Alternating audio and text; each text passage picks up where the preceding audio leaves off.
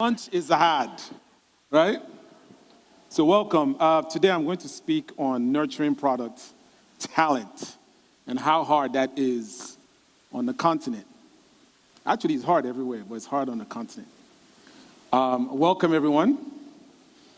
And part of that nurturing of the talent is finding and developing that talent. And that's what I'm here to talk about, okay? But before we get started,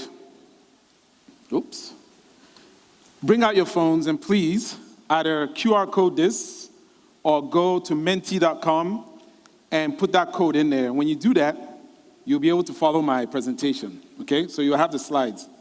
Listen, if you want to screen capture, do whatever you want to do. All I know is if you go and do presentation and I see my slides up there, I have AI that's crawling and it will find that material. So I'll give you 10 seconds to do this. It's very simple. Just QR code or put that up there, and then you'll be able to follow the slides, because I do have slides, okay? All right, let me get one person that says I'm in. Just one. You're in. So what's everybody else doing?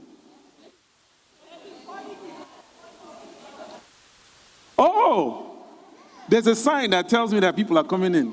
You see, I'm a bushman. It's all good. All right. So I want to do something. It's actually one of the reasons why I'm putting you in Mentimeter. It's not just for you to have my slides, but we're going to start with an exercise, what we call a post-lunch exercise. So you're all going to dance. Look at people looking at me like, Chidi, not today. No worries. So I want you to do a mind exercise with me. Imagine that you have $100,000. Actually, no, you don't have $100,000. I have $100,000. I have a Naija Must Go bag full of $100,000, right? And I ask you to buy a car, that I'm going to help you buy a car. So the question then becomes, which one would you choose? Wait, though, did I ask you to? No, don't respond yet. Because these are your options. Option A is a $40,000 Honda Accord, fully equipped, leather. It has a CD player, cassette player. It has the Gen Zs in the room. Did you get that joke or not? I guess not, right? But it's fully equipped, a Honda Accord. Or a $995,995 AMG, Mercedes-Benz. The one that, as we say in Igbo land, on a bamba, it barks when you're driving down the street. Okay? All right. So what you're going to do for me is choose between option A or option B. Don't tell me, just vote. Use your phones, please. Vote. Tell me which one you would choose right now. Go ahead. Wait, this is Naija. Honda is winning over the AMG. That is absolute nonsense. In this Naija? Oh, no. How many votes? 140 Guinea? 148. Okay, so 153. There's more people. Why are we always doing guy in this room? Vote now. The food wasn't that good that you can't even vote. All right, so let me see. 171. I'll say we have a quorum, yes? And most people will choose the Honda. Do I have any mics? Are there mics in the audience? I want to hear from somebody. The Honda chooser, just one person. Why did you choose Honda? Why did you choose Honda?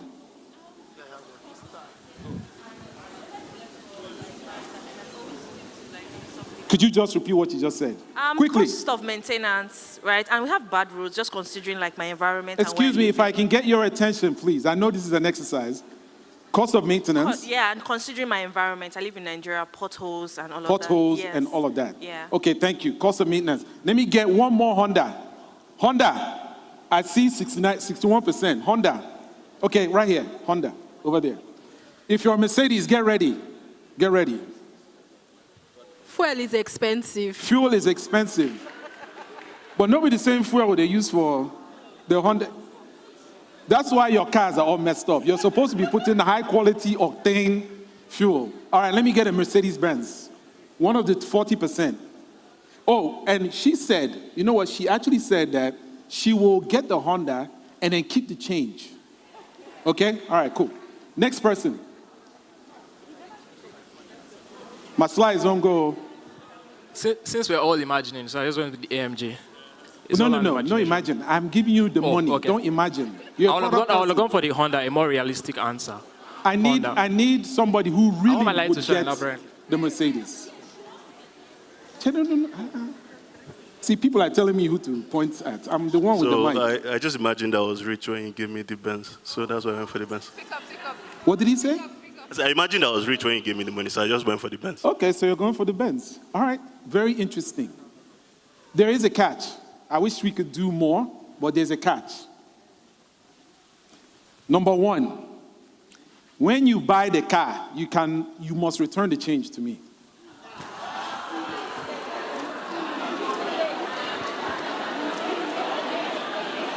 Oh, yeah, just calm down. It's my money.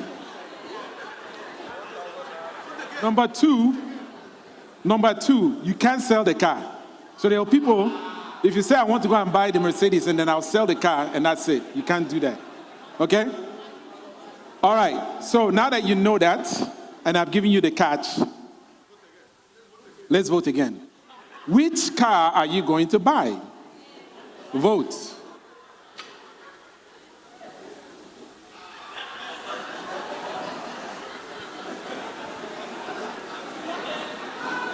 Keep going. Blue, keep going now. So you see what's happened. There's been a switch. Once I made the conditions a little different, there's been a switch. Listen, this is an example as product people. You have to think about the functional versus the emotional aspects of getting a product or using a product. The functional and the emotional dimensions of a problem. The reason I bring this up is, so for instance, for the Honda, she said the roads here, right? I heard fuel is expensive. It's easier to maintain. There's more of a functional vibe there. This car gets me from one place to the other. If you are with your relative on the side of the street and your relative is passing out, would you see the Honda and say, I don't do Honda, just keep going? You're trying to go to the hospital. You say, Honda, keep going because I'm waiting for the AMG. You wouldn't do that, right? So there's a functional aspect to this car exercise. But don't underestimate the value of luxury. There's a reason why Balenciaga is so popular in Nigeria. Balenciaga is not popular because it's Balenciaga. No. What is it? Is Balance something else? Balenciaga. Balenciaga. I'm an Igbo man. And so Balenciaga is valued because of the status. That's emotional. It's a personal vibe. It also conveys a social vibe onto you. You walk into a room with your Balenciaga, people are like, no, that guy has a go. Actually, if you're a guy carrying Balenciaga, that's a big deal, right? So I just wanted to use that to start this conversation to say, as we think about nurturing talent, these are the kinds of mindsets that we work on. I'm a product coach. I'm a product consultant. I am a teacher, right? And there are hundreds of people. There may be thousands of product managers today who weren't product managers before they met me and they became product managers. And I take pride in that. And that's why we talk about nurturing product talent. So this is a conversation around functional versus emotional. Emotional being personal and social. So, nurturing product in Africa is hard. It's a challenge, but we have to embrace this challenge. And that's what we're doing here. There's some of us who have done product and we've done it well. We've done it far and wide, right? But nurturing product talent in Africa is very important if this continent is going to produce the kinds of products that our people need. We have wicked problems on this continent. Wicked. I didn't say hard problems. I say wicked. You know the kind of problem you wake up in the morning and it's just looking at you on your bed like, nah, let's go. Those kind of wicked problems. And so we want to make sure that we are nurturing the talent, the product talent on the continent that's going to because that's going to attack those problems, attack them with fervor, right? And with everything that we can find. I like to say that product management is an art, right? You want to appeal to people's senses of, this problem is being solved. I feel good. It's an art. There's a method. There's a way that we think about this, your intuition. But it's also a science, right? We talk about frameworks. We talk about analytics, data, experimentation, validation. That's all part of science. But I also use the language religion. When I was doing this, I said, you're coming to Nigeria using the language of religion. Chidi, be careful, right? But it's true. Religion, you have to be all about the mission and all about the vision. You have to believe in what's going on, in the products that you're working on, in the problems that you're trying to solve. I lost my last job in corporate America. I used to run the mobile product team for CNN. And I was fired from that job. I was called into a room, and 10 minutes later, I was out of the building. And the primary reason was because I was off mission. I didn't believe in what they were doing, because I had different ideas as to how they would solve the problem, and it didn't align with the mission of the company. I was out of a job, okay? Doing product is hard, but on this continent, you people know. The product people in this room, am I lying? You are insane. You're a psycho for signing up to be a product manager.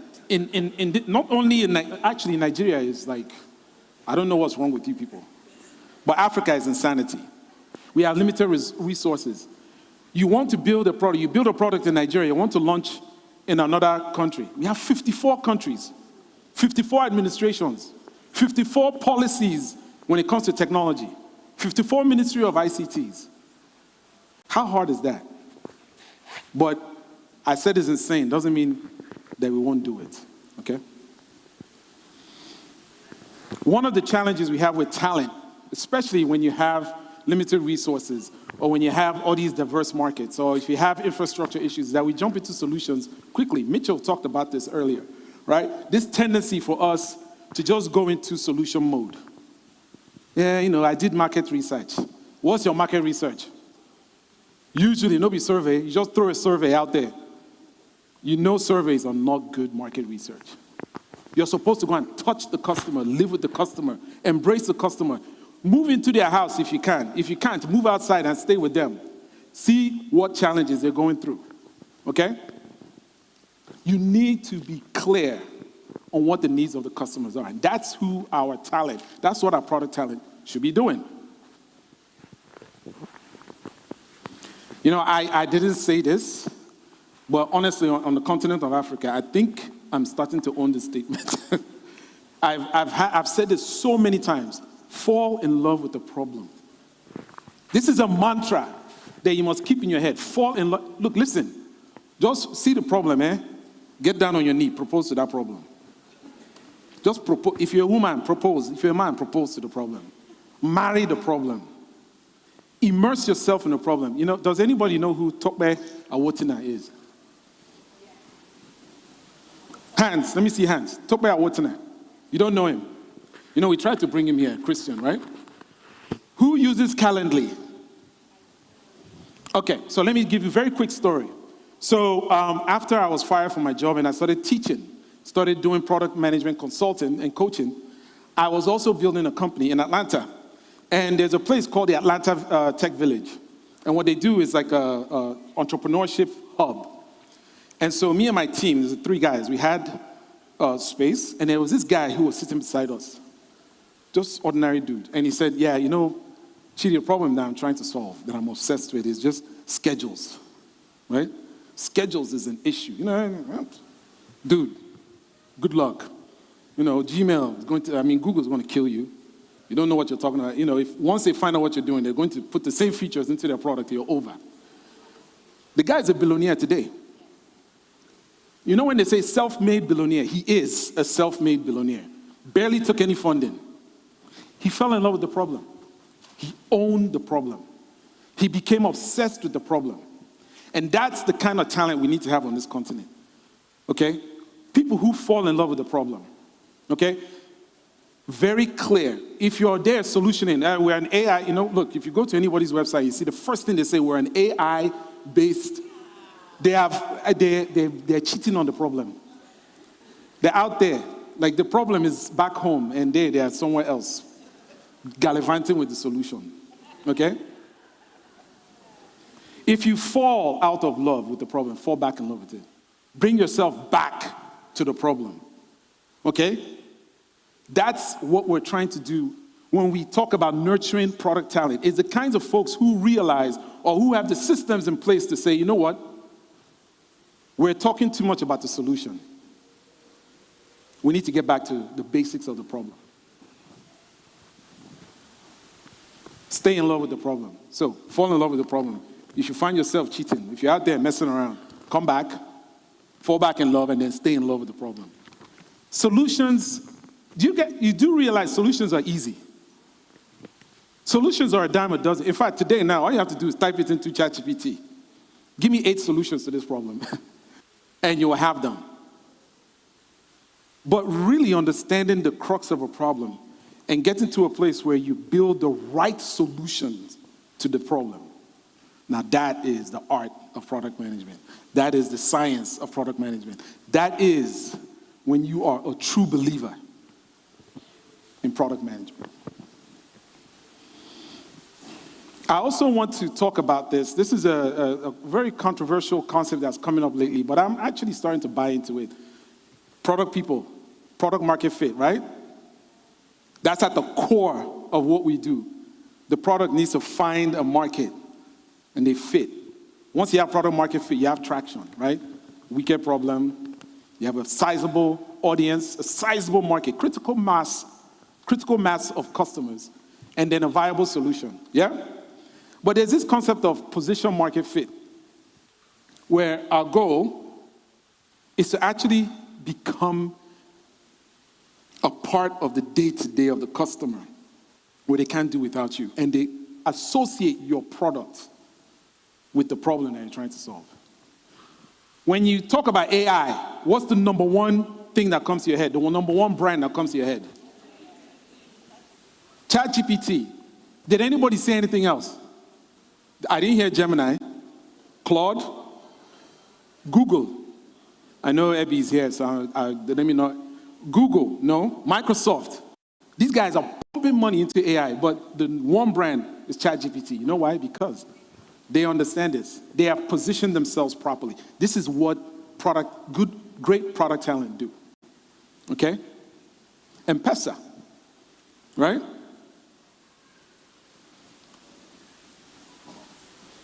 So the thing about nurturing talent is that we need to make sure we are finding people who not only understand the local dynamics, who understand kind of the little intricacies. Let me give you an example. We use Google Maps, right, to drive. Oh yeah, you're going to go and see somebody. They give you an address. You plug into Google Maps and you go. How many times has Google Maps said, take a right? You're like, why would I take that right? Wait, you want me to go into that neighborhood? Absolutely not. Or you see traffic over there. How many times has Waze, there's traffic there, Waze will say, just go. And I'm looking at Waze like, no, I know this road better than you. So I go right. And then maybe I make it 30 seconds later or a minute later, but I make it with peace of mind. That's exactly what we do, right?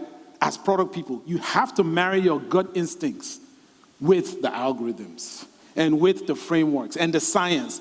It is important for us as product people to make sure that we don't lose sight of that. Don't let these Silicon Valley people, I don't mean Marty and Christian.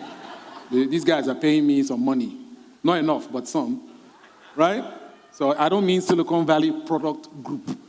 I mean Silicon Valley. Don't let them come here and start telling us all kinds of stuff. We know what we know about Africa. Even also, we're diaspora.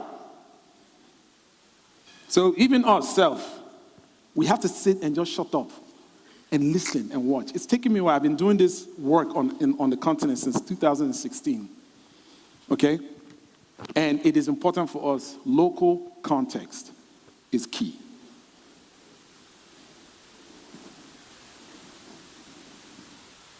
The other thing about product talent is you have to be a fan of product management. You know, I want to be a product manager is one of the worst ways you can introduce yourself to me. Oh, Chidi, I want to be a product manager. Oh, really? Why? You know, I want to. Why? Because you looked at the salary list and product managers are right underneath software developers? Oh, is that where all the jobs are? No, you have to be a fanatic of product management. You have to be friends of the product people. You know, Marty Kagan is in this room. And listen, I wasn't going to call you out, Marty, but let me explain why I'm calling you out. You know, I started doing product way back in the day. And there were only not too many people you could look at and say, okay, these are folks who are giving you guidance. Marty Kagan was one of them.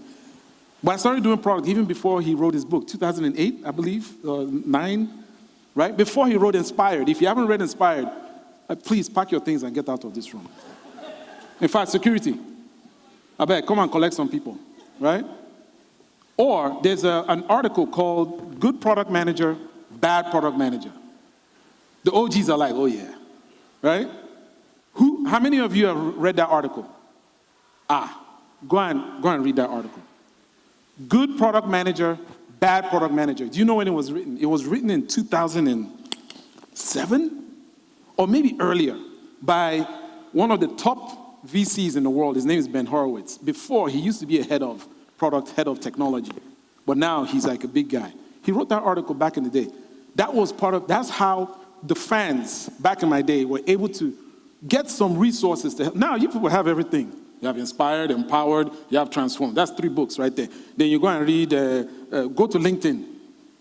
I can't even look at my LinkedIn profile anymore because everybody's an expert. Even somebody that doesn't have a product management job, has never done product, you see them. You go to LinkedIn, what's happening? Oh, so if you want to build a product, what you want to do, this is 8 ways to build a product. You're reading it like, ChatGPT, you can't even edit the thing. It's not a matter of being able to spout the stuff. You are hardcore. You are immersed in the art, science, and religion of product management. You have to be a fan. If you're not a fan, come off the road, I beg. So that the true fans can come in and do what we want to do. So I'd like to introduce something to you.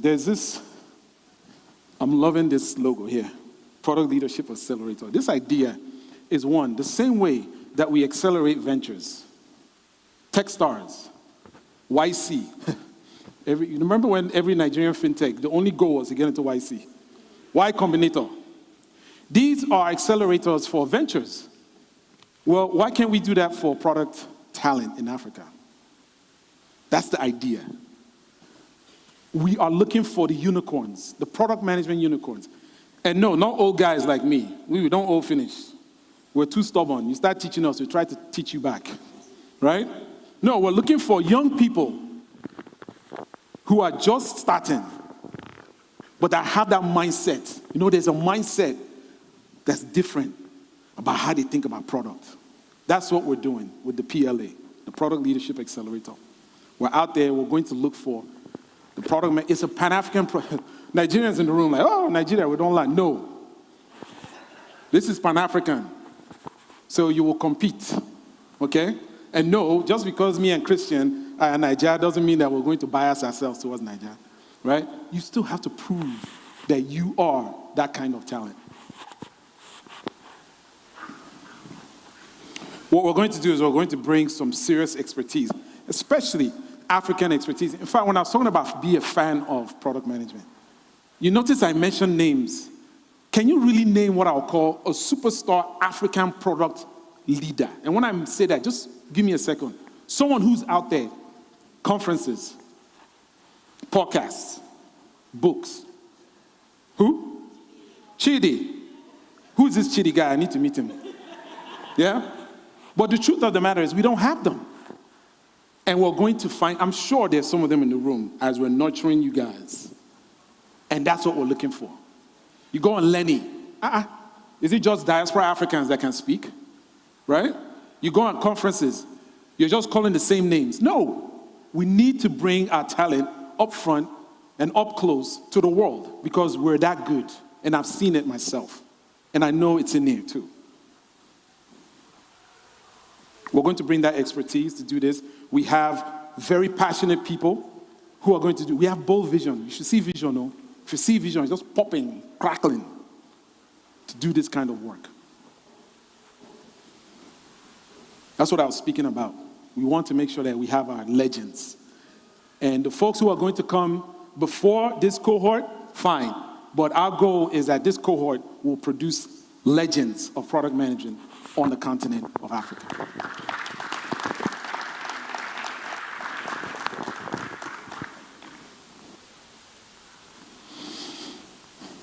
As we think about the Product Leadership Accelerator, the design is to find and accelerate these product people, put them in situations where they are being given everything they need to hone the craft of being a product manager, a product leader, a product legend on the continent. We'll bring in everything to force for this. So this is the announcement. Product Leadership Accelerator is launching next year, Q1. Applications will be coming out soon. The criteria is going to be very hectic, right? The same way we would do discovery for a product is the same way we're going to do discovery for our cohort. Okay, 6 months, 2 rotations through companies. Companies have to subscribe. So this is not company just come and pick you up. You don't have to pay for it, but companies have to subscribe to be part of this. Okay, and then product coaches like myself, Christian, and others. We will be working with these people to create these unicorns. Okay. So let's vote. How are you feeling about the accelerator? Just give me your words. Put a word in there. Just type it in. This is a word cloud. Are you feeling good? Do you feel intimidated? Are you excited? Or are you just like, this is nonsense? If I see nonsense out there, this thing tracks the people who said nonsense. I actually wrote an AI code that says, find whoever says nonsense. All right, let's see what you have. Super excited, curious, proud, good, psychotic. I know who you are. Where? Right there. Psychotic. I like you. I like you. Psychotic. What else do we have? Go, Chidi. We have your back. That's a good one. We dare your back. Okay, I like that. It's about time. Inspired, awesome, can't wait. Challenge. This is amazing. All right? And we're up to the challenge. Everybody in the room, even if you're not in the program, and it's more than likely that you won't, because this is not too many people. But even if you're not, this is a job that we're going to do together, okay? So, thank you, everyone. And as also, listen, they said, who is the psycho, who is the mumu that will go and do a presentation after lunch? And nobody raised their hand. And then Christian was like, Chidi, go and do it. And I said, Christian, God will, you know what, fine, I'll do it. And so here we are. So thank you very much. And let's have a good conference. Thank you. Marga, who did you call psychotic there? Let me see the person. Let me know who I will tag on my Instagram post. Ladies and gentlemen, that kicked off the afternoon session. So let's go straight into our very first panel for this afternoon, right? This panel is called Building Ecosystems is Hard. Please help me welcome Victoria Fabumi, Investment Lead, ONDI Nigeria. Please a round of applause for her.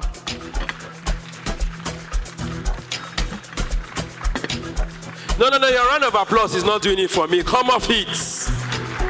A round of applause. The people over there, they did a round of applause. Welcome back, Victoria. You want me to come? Okay.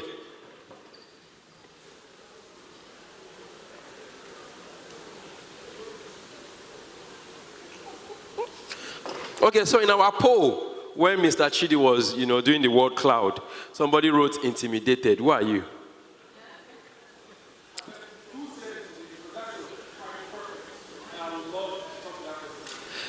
So he would love to. You wrote intimidated. She did. I like people who own up to their stuff. Wow, you should be in public service. I like how you guys are getting the jokes.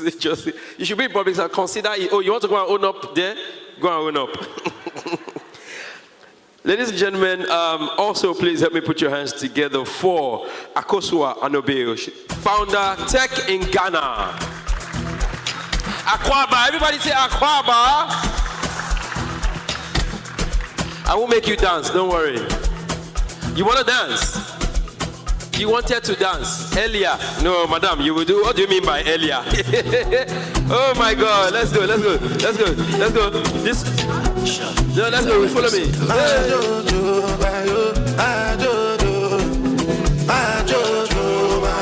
Ladies and gentlemen, thank you, that's nice. You see, you got to put vibe into this thing because country is. Yoruba will say, am I going to kill myself? No. Sound, if you make that sound one more time. Please, ladies and gentlemen, also help me welcome founder Africa Nunya, Tokumbo Ige.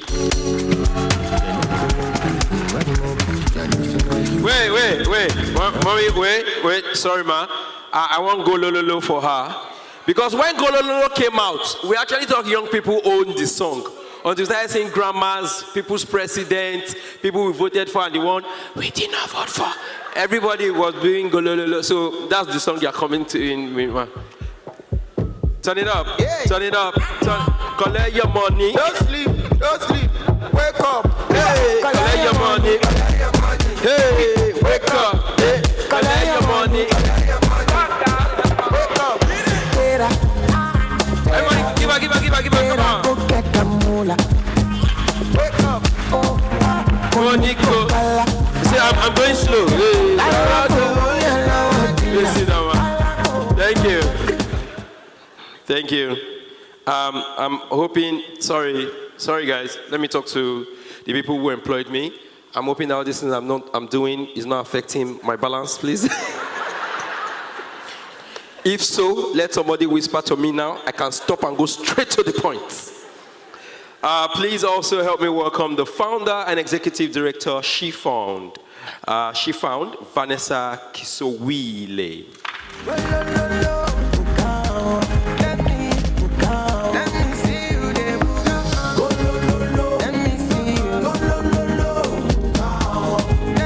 You're very welcome, Vanessa. I didn't make you dance because they've not told me yet whether my balances are still good. I like this session already. I have 4 women. And I was telling my Kenyan and Ghanaian sisters earlier in the morning that I really enjoyed their session.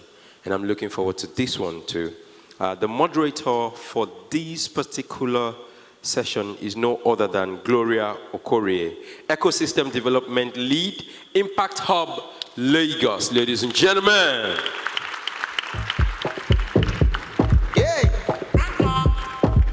Don't sleep. No. This sleep. No. She's not there. This person is a Plutomania. Don't doubt it. Please sit down, Jerry.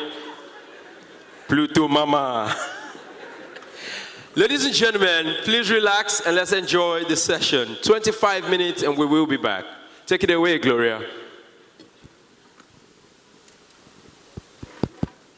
Hi, everyone. Can everyone hear me?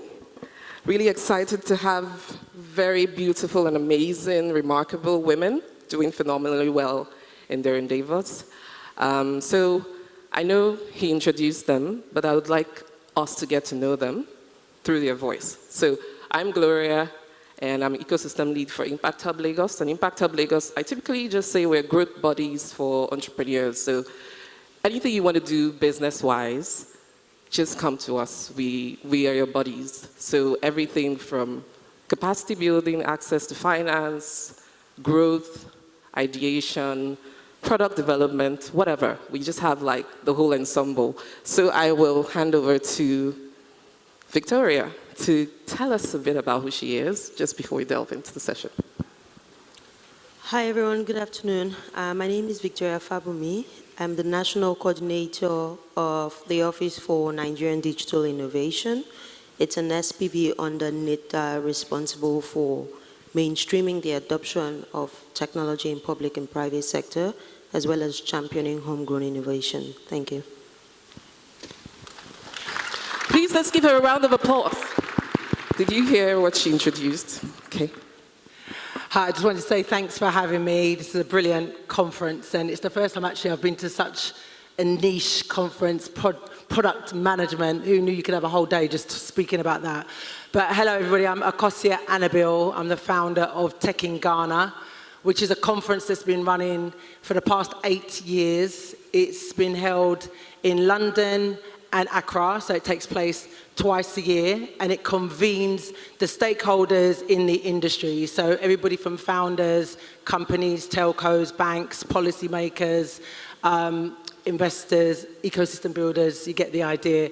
I started it back in 2017 at a time when I guess conferences that were talking about Africa outside of the continent were really focused on Nigeria, South Africa, Kenya, and Rwanda for good reason. But as somebody whose heritage is Ghanaian, I knew that there was a lot happening in that ecosystem, so decided to create a platform that would showcase that. When we started, it was quite a high-level event, partnering with people like the UK GCC and the Ministry of Communications. But then quite quickly, we started growing with the ecosystem, and we realized that actually we need to be looking at this from sort of grassroots upwards, and now have become the biggest, or one of the biggest events in Ghana for the tech ecosystem. So in November, we'll be hosting our 14th edition, and you're all welcome. Thank you. My name is Tokumbo Ige. I'm from the old school. Before ChatGPT, I retired from the United Nations and decided to turn my passions into businesses. I support entrepreneurs, created a think tank, created the first all Togolese products business in Togo, nurture entrepreneurs, do my best to support as much as I can, trying to learn what's happening, and unlearning some of the old things, but not picking up the bad ones. But we'll talk about that later. I live in Togo.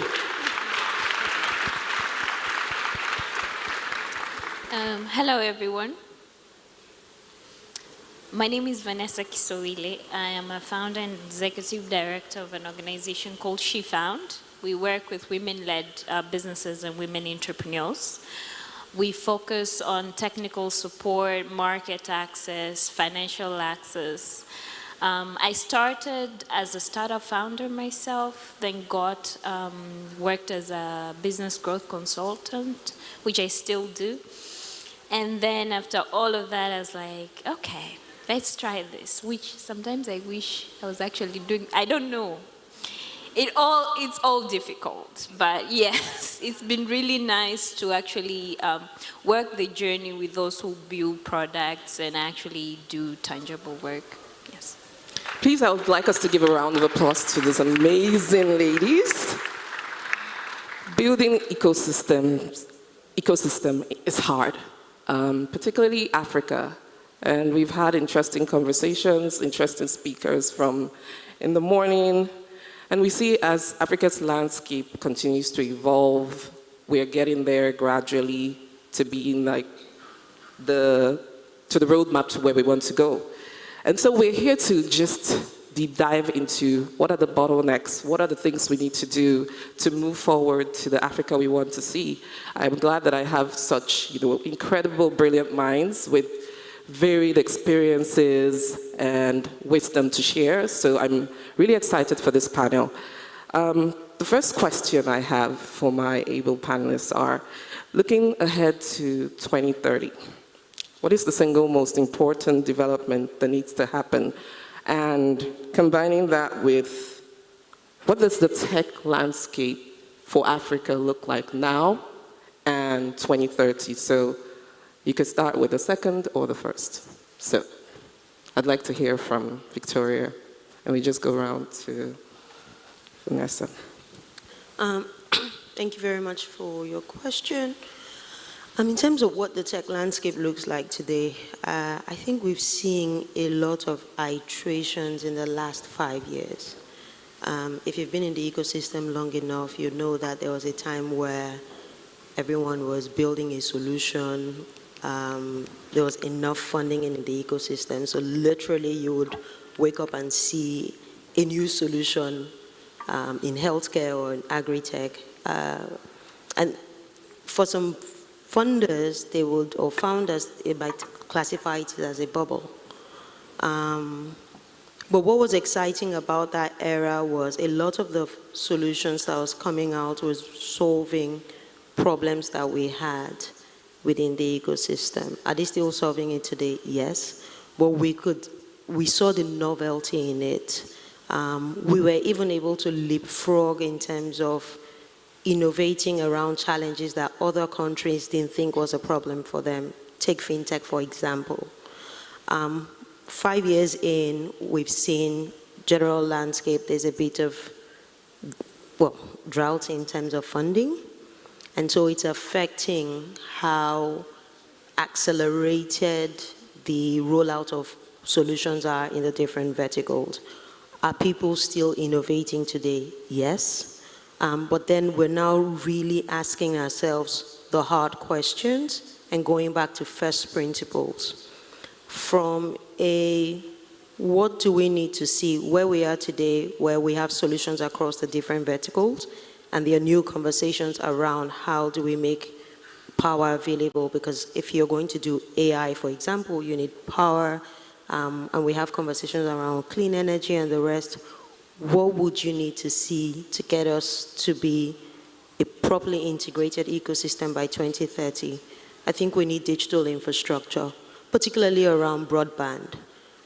What that will do for us is, not just in Nigeria, but across the continent, is ensure that there's connectivity both in the urban area and the rural area, and it will help accelerate innovation, development of solution, but also increase access to those solutions and connectivity. So in my mind, as we build across different verticals, one particularly infrastructure that would help leapfrog all the work we're doing is ensuring that broadband or connectivity from a digital infrastructure perspective is readily available so that all the solutions that we're building or we're seeing rolled out today can continue to thrive. Thank you. Thank you very much. I'd like to hear from... Yeah, sure. So I'll speak from my perspective. You know, I'm forever the optimist, and I don't think that, I mean, even the title of this panel, right, enabling ecosystems is hard. It made me, I had to think of it in a positive way. In the UK, the word hard can mean good, like that's a hard tune, like it's really good. And if we're looking at the next 5 years, I think we're going to have a very positive outlook as to how we're going to make that happen. So my vision really for the next 5 years is to have tech founders be as popular as, you know, music artists. Like, you know, you should know the name of some of the tech entrepreneurs in Africa as well as you know the name of Burna Boy or Wizkid. And I think that's important when you look at the demographics of the young people that are coming up on the continent. I think it's really, really important for us to have people from the world of tech as a source of inspiration in pop culture. Like that's my kind of bigger vision. And if you're thinking about like how do you do that, it's more about sort of enabling the stories of these founders to come out, whether it be through platforms like this or through storytelling online. And I think even media need to sort of pay a bit more attention to the way that they cover stories in our space, rather than talking just about sort of unicorns or people stealing money or whatever it is. It's like there's a lot happening in the middle that can be seen as sources of inspiration. So I hope that that happens. Earlier on, I think she's gone now, but it was S&M from MasterCard. She said success equals or can look like solutions to Africa's problems, right? So I was also in the next 5 years, I'd love to see those who are actually building the solutions to Africa's problems being supported, whether it's through access or through, you know, adequate funding, skill set development, etc. I think we become a bit more streamlined in the way we sort of look at the way people are building solutions and are able to funnel what they need to help support that. I think in the next 5 years we could be looking at, I don't think it's going to be a massive difference to where we are, but I think we could be a bit closer to where we want to be in terms of building solutions for Africa. Amazing. See, old people. Okay, so thank you very much. I think I want to take it from where AC and Missy left it off, and I think you just alluded to some of that. First thing is that we need to do a reality check. Are we in this business because it's the new kid on the block? Or do we really understand Africa's problems from the African perspective? Or what social media is telling us about Africa, or what the new narrative, as they call it. I think we need to go back to the drawing board. Be sure that you know the Africa that you want, because you and I are the Africa that we want, and we have to work on it. So for me, that means this new thing that we're all embracing, which I'm so happy it's happening in my time, in my lifetime, it's a rehash of the old developmental agenda. We're just now using technology to back it up. And what that tells me is that we need to be thinking more about bringing the two agendas together and using technology to scale up the other one. This new discussion about me, I'm startup, you are SME, ain't gonna take us anywhere. It's the same story we were told. Some people are Anglophone, the other one are Francophone. Africa is Africa. SME, startup, whatever, we all have to work together. So if we really want to see a 2030, and it's not going to be like the Africa dream, then we need to go back to the drawing board. That's why we need to think through what brought me here. What are my values? What is it that I'm actually trying to achieve? We need to stop thinking that we know what the problem of the farmer in the village is without talking to him. And that if I sit in my room and I come up with this wonderful innovation, he's going to run after me and say, I need your app. No, it doesn't work that way. It didn't work that way in the past. It's not working that way now, and it won't work that way in the future. So the bubble that we're in might bust simply because, you know, with social media, it's become even more serious. People are going through a meltdown, but they cover it in makeup. They cover it in, you know, bravado and a nice-looking telephone, because they think that in order for them to say we're succeeding, it's by saying, ah, yes, I did round one. Is that what you say? Pre-seed funding, $1 million. If you're making pre-seed funding or whatever it's called for $1 million and you can't use that to build toilets in the village, I'm not quite sure we're going to make any progress. So for me, the way I see it is that if this is going to really move Africa forward, then we must sit down and talk.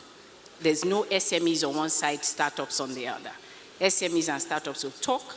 SMEs and startups will be humble. We'll go back to the villages and ask the people, if we do this, will it help you move forward? And how can we help you to move it forward? We should stop assuming that we have the answers, because we did it before, and that's what brought us where we are. That's why today in Africa, we're still talking about the development agenda that's not moving. If we don't see the donors, we can't move. I think that the more we have this kind of discussions, but not just amongst yourselves, but bringing every other person that is part of the bigger ecosystem into the discussion, then we can look forward to something in 2030. If not, if I'm still alive, in 2030, we'll be back here still saying the same thing. Oh, Chidi just said, now we're going to do project management, funding, whatever. And I thought, yeah, I also did all those project management. Is it not the same thing? Called by another name. So I think we need to look more closely into what was, what is, and what we would like to see, and actually walk with those whom we think didn't know, I mean, they didn't have the new ideas. And I love new ideas, but please don't let's throw away the old ideas just because we think we have some new ideas, because the substitutes are not that easy to actually put in place. Change is inevitable, but it doesn't come by wishful thinking. Change comes by working with those who need to change. And it's not just by assuming that if I do it, they will come for it, because they'll never do. Okay, oh, I'm the last one. Really? Oh, okay. So for me, I would look at the angle of, I would love to see more private-public partnership. And from this angle, adding from what everyone else has said, having worked, having had an experience and as an entrepreneur, and now working with entrepreneur, I have seen the challenges that comes, whether we look at infrastructure, whether it's digital, whether it's financial or anything, has also been brought because there's a very huge gap between the private sector and the public sector. What we see normally, the ones that do policy, regulations, and all of that is not what they see. And most of the times, regulations are built around us. So if the private sector, as a private sector, we're able to work together, so adding on what Mama just said, if we're able to build tangible value by working together within ourselves, insisting that the ESOs are equipped enough to actually equip the entrepreneurs, and the financiers are, the financial structure in the ecosystem is structured enough and customized enough for the local entrepreneurs, and then bring in the public sector in terms of regulations, because one of the things that I've had to face with entrepreneurs is a situation where they can't move forward because there's a policy pushing them back, and yet, okay, let me give an example. A simple example, I had an entrepreneur who needed to do fundraising. Because she needed to get what we call TBS, which is a standard to show that her product can be sold globally and in other big supermarkets. So we went to the regulating body, and the regulating body made sure if she had all the certificates, which she did, and they asked her, show us your industry. And she was like, I make my products at home. You can come and see. She showed how she makes them. It's standard. They said, you tick all the boxes except that we need you to have a separate outside of your home. She was like, I don't have the money for that. I need to get this one so I can scale my business to fundraise that to build the, the industry. They say no. So we said, okay, since one of our job is to access for funding, we tried with VC. It wasn't working because we had just started to work with her, and her business, like financial-wise, she hadn't put her books properly. So we went to the banks. The bank, the first thing they wanted was collateral. Thank God that she had that. But then the second thing they said, because of your kind of product, we need TBS. And we're like, oh, we need the money to build the industry so she can get TBS and grow her business. And the bank is like, oh, sorry, we can't give her the money because she doesn't have TBS.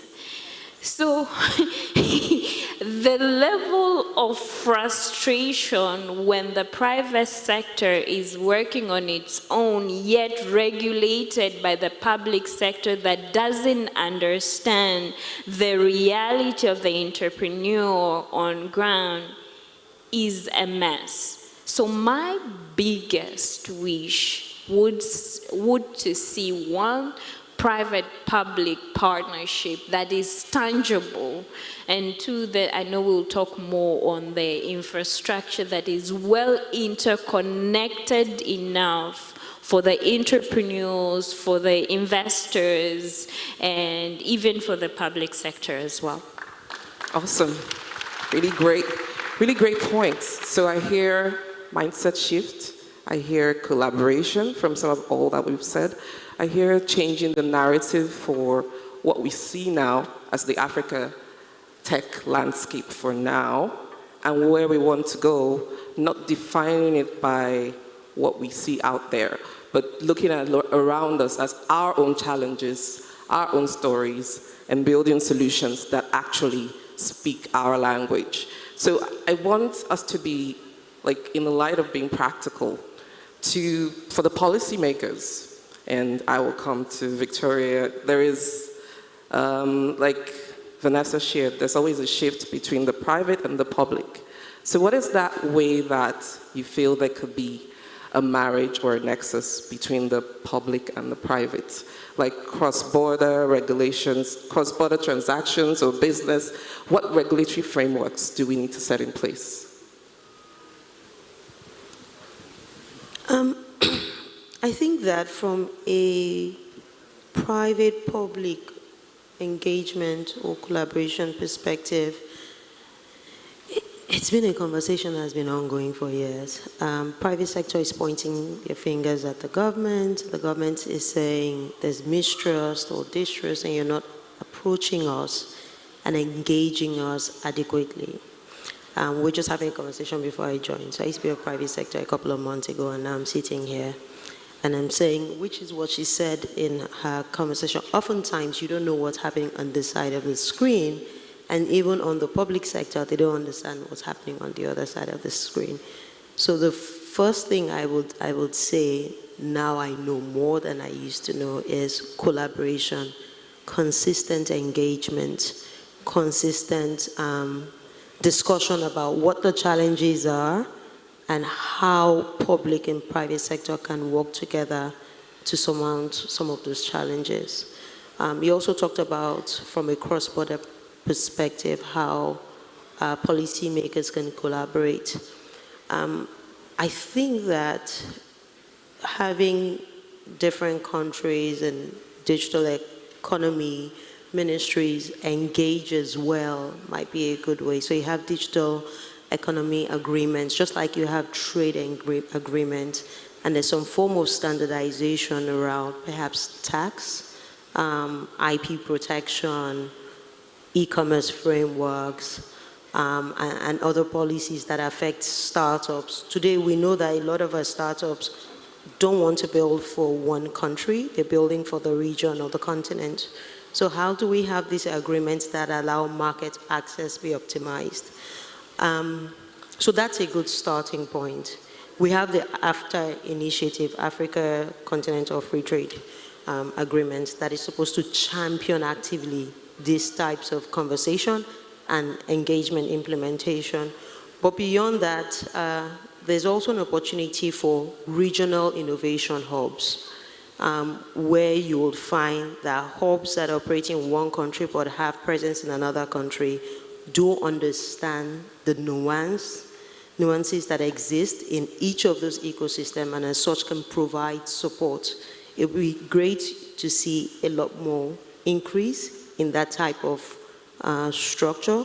And then the other bit would be around regulatory sandboxes, where startups and innovators can come within the confines of those sandbox and create solutions that regulators, not just within the country, but across the region, can observe and figure out how they might work with these startups to provide the required support without stifling innovation. So those are my thoughts. Thank you. Awesome thoughts. I actually like the regulatory sandboxes. So I think another question I have, just as a follow-up to that, because I think, like Vanessa said, one of the key headaches for building is really the divide between the policymakers and the founders. What is that language? What is their love language? I mean, sort of, you move from private to public. So maybe you could tell us, what is that love language that you feel is what they listen to and they can understand the language? And also, I could hear from Akosua her own experience. Maybe she's done some work with the public, in the public space. Maybe she could share also, throw some light there.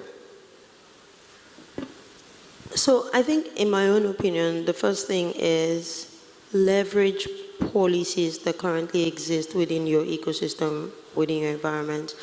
I'll use the Nigerian Startup Act for example. It's an act that is created for the startup ecosystem, and it provides you gateway access to incentives, and also to a community that allows you engage the government.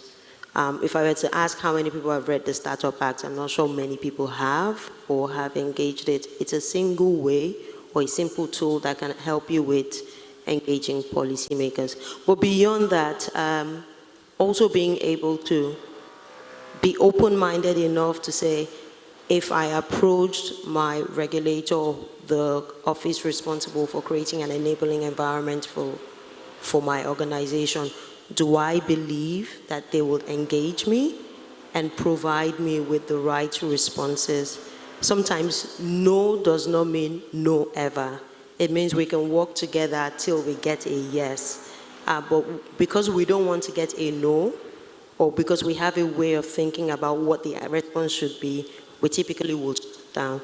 So collaboration is continuous, and I would recommend that the ecosystem consistently engages government, regardless of how they feel about the responses they get. Kaswa, just like in a few seconds, do you want to share before we take the last question? Because I think we're...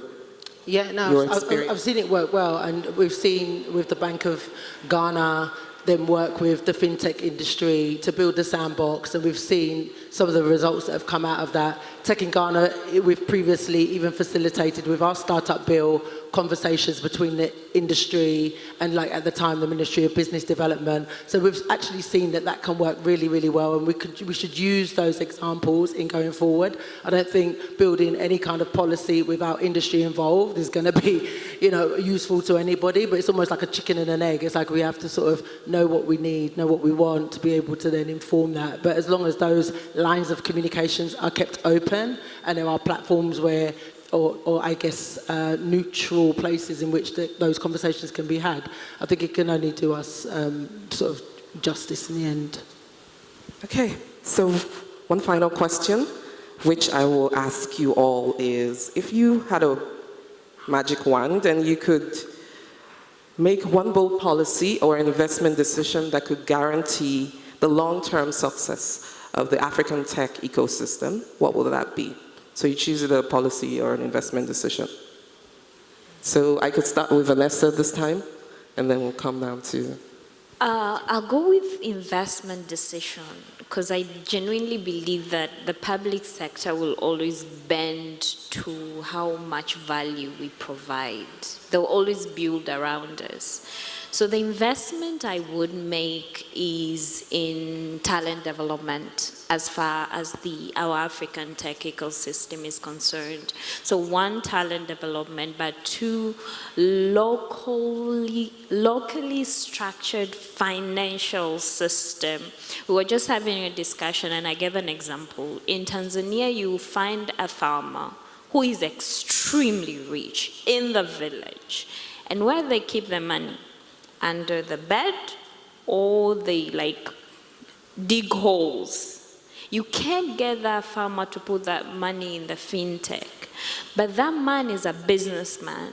If I can have a conversation with him and say, I have these SMEs in your very sector, if you put this money, this is how this business will be, an extension of your business will make sense. So that is the kind of investment decision I would make. Talent, and insist there's synergy as far as local investment structure is concerned, and businesses working with each other with local businessmen. Awesome. Okay, so I would continue to ask for an intersectorial dialogue because for any of the systems to work, we have to continue to talk to one another. That symbiotic relationship is an obligation. And I think the earlier we get down to doing something and then start developing tools to measure proper impact. Let's not just go by the numbers. Let's go by the actual changes that are taking place in the lives of our people. Then we'll be doing something to really take the continent forward, I think. Thank you. Hard to choose one, but if I had to sort of pay homage to my father, who would say education is key. I would absolutely, not leave behind the young children that are coming up and ensure that digital skills in schools are sort of paramount. And how do you do that? You have to train the trainers. How do you do that? We need to bring industry involved. We'll combine that with the education system, similar to what we're saying with policy and industry. I think we're going to need to see a lot more cross-sector activity. But yeah, I mean, if I could go in, there's not one magic wand. Like, everything is connected and everything needs some kind of modification for it to work. So, but I'll just leave it there based on the fact that we've only got one and he's looking at me. So, Victoria, just a few seconds. So just the way we stand on existing protocols, I would have to agree with her. Nigeria is rich in people, so talent is front and center. But as she mentions, everything is interconnected. There's still work to be done around funding, market access, and even the products that we build and take to market. So, but first, build talent, and then the rest will align. Thank you. Thank you all, wonderful ladies, for your comments, and that's a wrap for us. Thank you. A round of applause, ladies and gentlemen. Oh, you are doing it already, sorry. Because this is an all-women session, I'd like to take a photo real quick. Thank you. I don't want photos that are too I don't want, like, let it be fun, let it be great. You know what I wanted to play, DJ? Sorry, organizers. Since you already told me that you deducted money from let me just do what I want to do. No, they told me, they say, 1 million.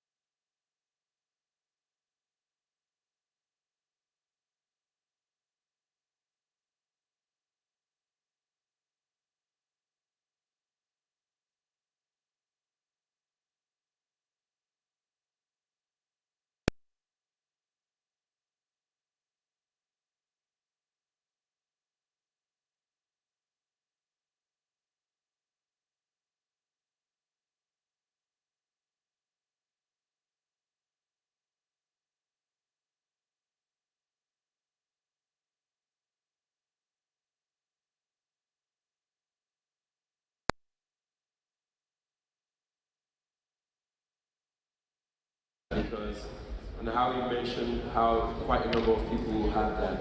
And I'm sure that if I were to ask here that if you should raise your hand if you've done any ECG total checkup in the last 1 year. Can I have a show of hands? If you've literally gone, like, be honest with yourself, you're not, if you've done your high blood, if you even know your high blood pressure, you know everything, you've done a physical all-round checkup, raise your hand, let me see. You see that? Less than 20%. But every day you're the one causing another driver while you're driving. You're the one screaming.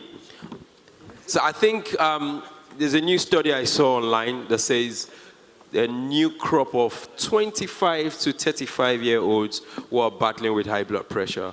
So have it at the back of your mind once you leave here, whether you want to use Zuri Health or whether you want to use your HMO, just from me to you.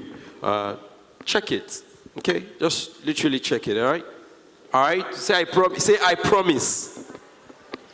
Whether you say it or not, it's for you. It's for you. Are you playing it or not, DJ? Ginger, my people. This is how you know the Gen Z.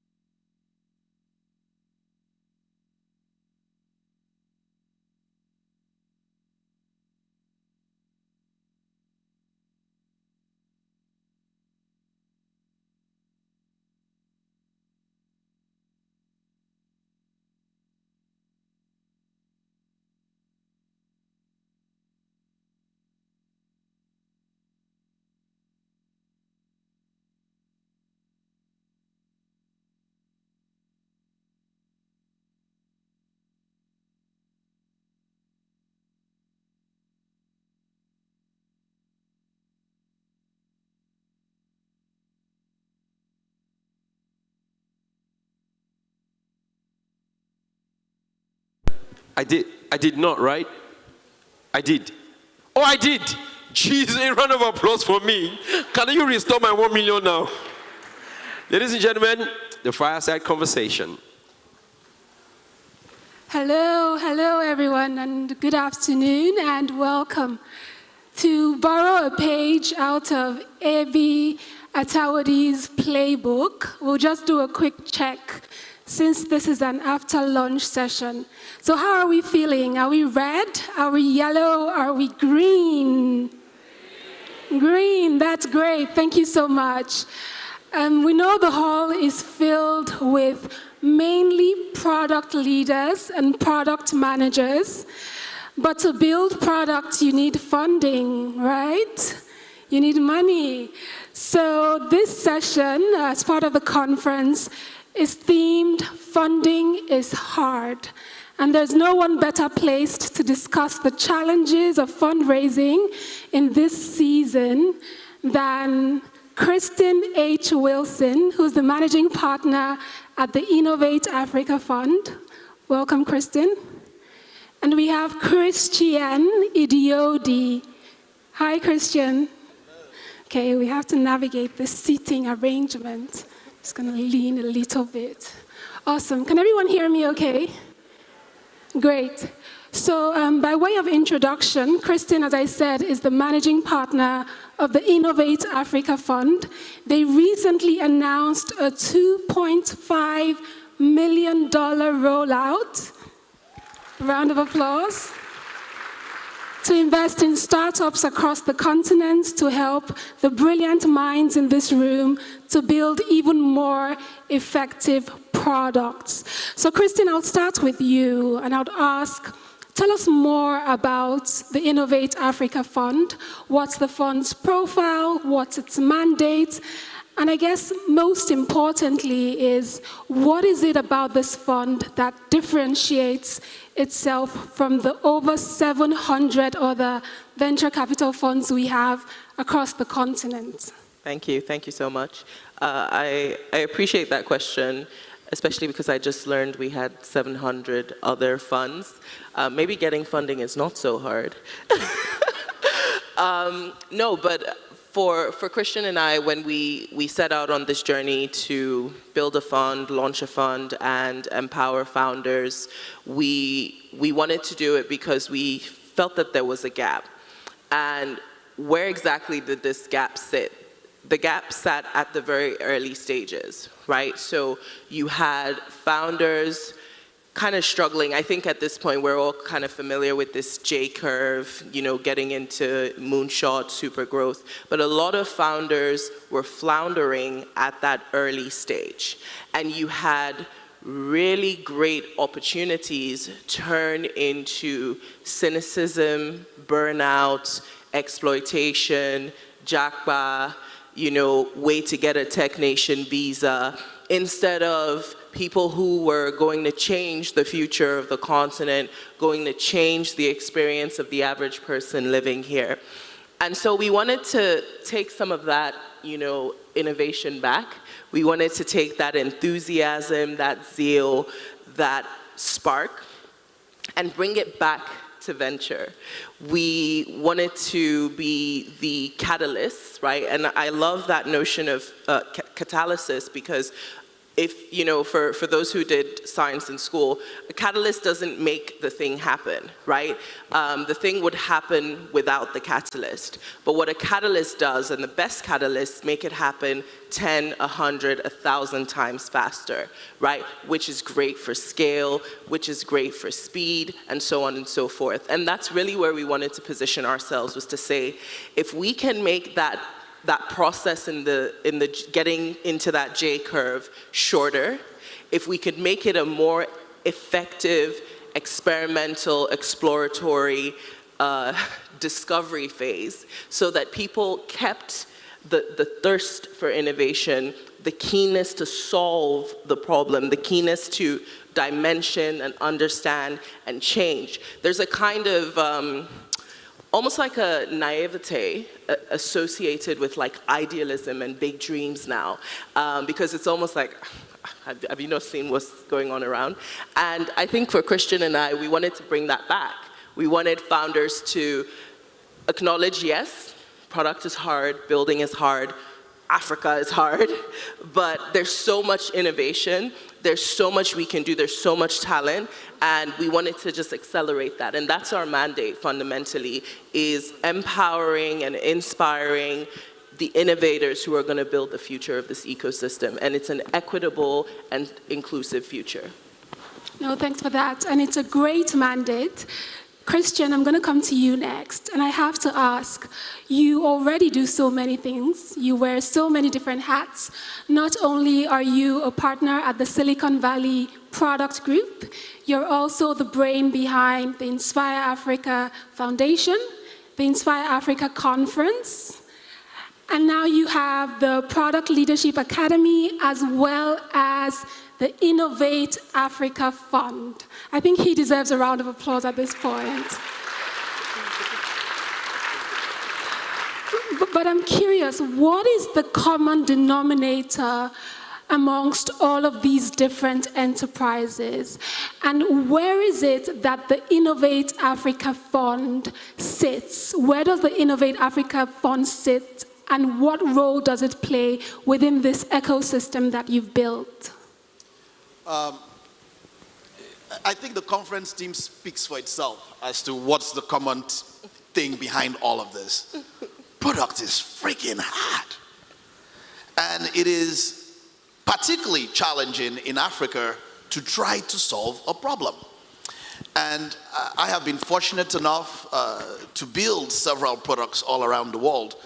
And I had this false assumption that the things we did in the West, the solutions we built, were already commonplace in other parts of the world. And I remember visiting Nigeria years ago, and I was talking to a friend of mine who just got a new job, and I said, "Where did you find your job?" And he said, I found it in the newspaper. I said, "The newspaper?" I remember building the technology to move jobs from the newspaper in the States, like in 2008. How is this still a real thing? But I saw the patterns within the ecosystem of the challenges in solving problems. Capital, getting money is hard. Some people think it's the end of their journey rather than the beginning. And people work so hard to raise money and they lose trust because they cannot disclose to an investor when things are hard. Because you gave me the money, I have to tell you things are great, no matter how bad it is. But the investor expects a return from their investment. And we see so many startups in Africa, not enough grown-ups. So many children businesses in Africa, not enough scale-ups. There's this mindset, and I believe small business is the backbone of the world, but truly, the whole magic of technology is our ability to reach many, our ability to solve problems at scale. And so I don't believe giving people money is enough. If I cannot combine capital with expertise, with experience, with giving you a coach that you can go to and say, "It is hard, I need some help," we are not going to transform this ecosystem. So everything we do in the Innovate Africa Foundation is centered around those modalities. We do want to accelerate the use of technology to solve hard problems. But don't get it wrong. We really mean solve the problem. We don't mean make money on the problem. We don't mean exploit the symptoms. We mean solve the problem. And that means it's going to take longer than how can I make money? How can I be rich? It's going to take patience. It's going to take not just an investment in let me give you money in 3 years, I want more money back. It's saying you set up to help people in a village get access to healthcare, they cannot pay you for that. But we are going to sit with you until you do. Because that's what product market fit is. Solving a problem so meaningfully in a way that it works for your target customer. And we've seen so many great startups in Africa get derailed by the need to survive, the need to make money, they need to get the next round, the next seed. And so what's unique about the work we're doing now is to ensure that we are curing problems, we are enabling founders, not just with money, but with resources, with coaching, with training, with skills, with access. And so I look forward to celebrating in future conferences all the amazing success stories that will come, not because people got funding or raised a round, but because we are solving hard problems. That deserves a round of applause. And I think also that was a key takeaway from the previous panel, right? It's about how we're building local solutions. But Kristen, I couldn't help but take away something that you said, and you've spoken like a true investor, talking about building not small businesses, not businesses that stay small forever, but businesses that have the potential to grow. And there's a specific word you mentioned, scale. You can't talk to a VC or an investor without the word scale. What is the size of the opportunity? Is it even worth it? So when I worked as an investor for a European VC firm, for example, we had a mantra. And that mantra was 10x in 12 months. We wouldn't even look at a pitch deck if they didn't have a potential to scale by a factor of 10. And it could be anything. It could be recurring revenues, it could be customer base, but they had to be able to scale within the next year. So Christian, for your fund, because I know you're also structured as a VC fund, do you have a similar mantra? How is it that you determine the types of companies or startups or products that have the potential to really scale given the context of our local markets? Absolutely, and I think Christian sort of alluded to some of this, that we're looking to solve the problem, right? 10xing revenue is great, but if you think about, our framework, which is wicked problems and solving wicked problems, when you solve healthcare, that's more than 10x, right? That's 1 billion people plus.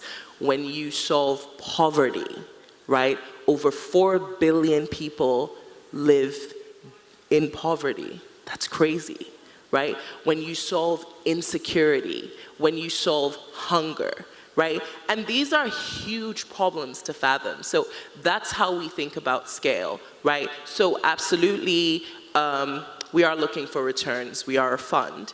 But like Christian said, what we want to celebrate here, and you're all here so that you can hold us accountable, what we want to celebrate here is not, we're never going to be the fund that tells you, oh, our MOIC is this, or our IRR is this. We're going to tell you about how many millions of people that we've been able to empower, we've been able to support, we've been able to uplift, through the investments that we've made and through the founders that we've backed. So that really is a critical metric for scale for us.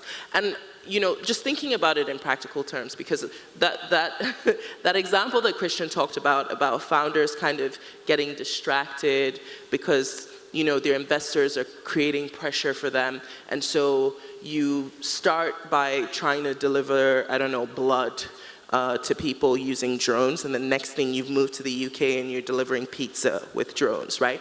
Or I can name lots of examples of this, right? You are trying to figure out hygiene and healthcare delivery in the village, but you realize that there are German old people in the Alps who will pay 300x to also provide healthcare for them, so you move your company from Ghana to Germany. And these are not necessarily bad outcomes. They're just not the outcomes we're looking for, right? Because for us, a unicorn as a $1 billion valuation is only really meaningful on paper, right? But a unicorn as 1 billion lives of impact, right?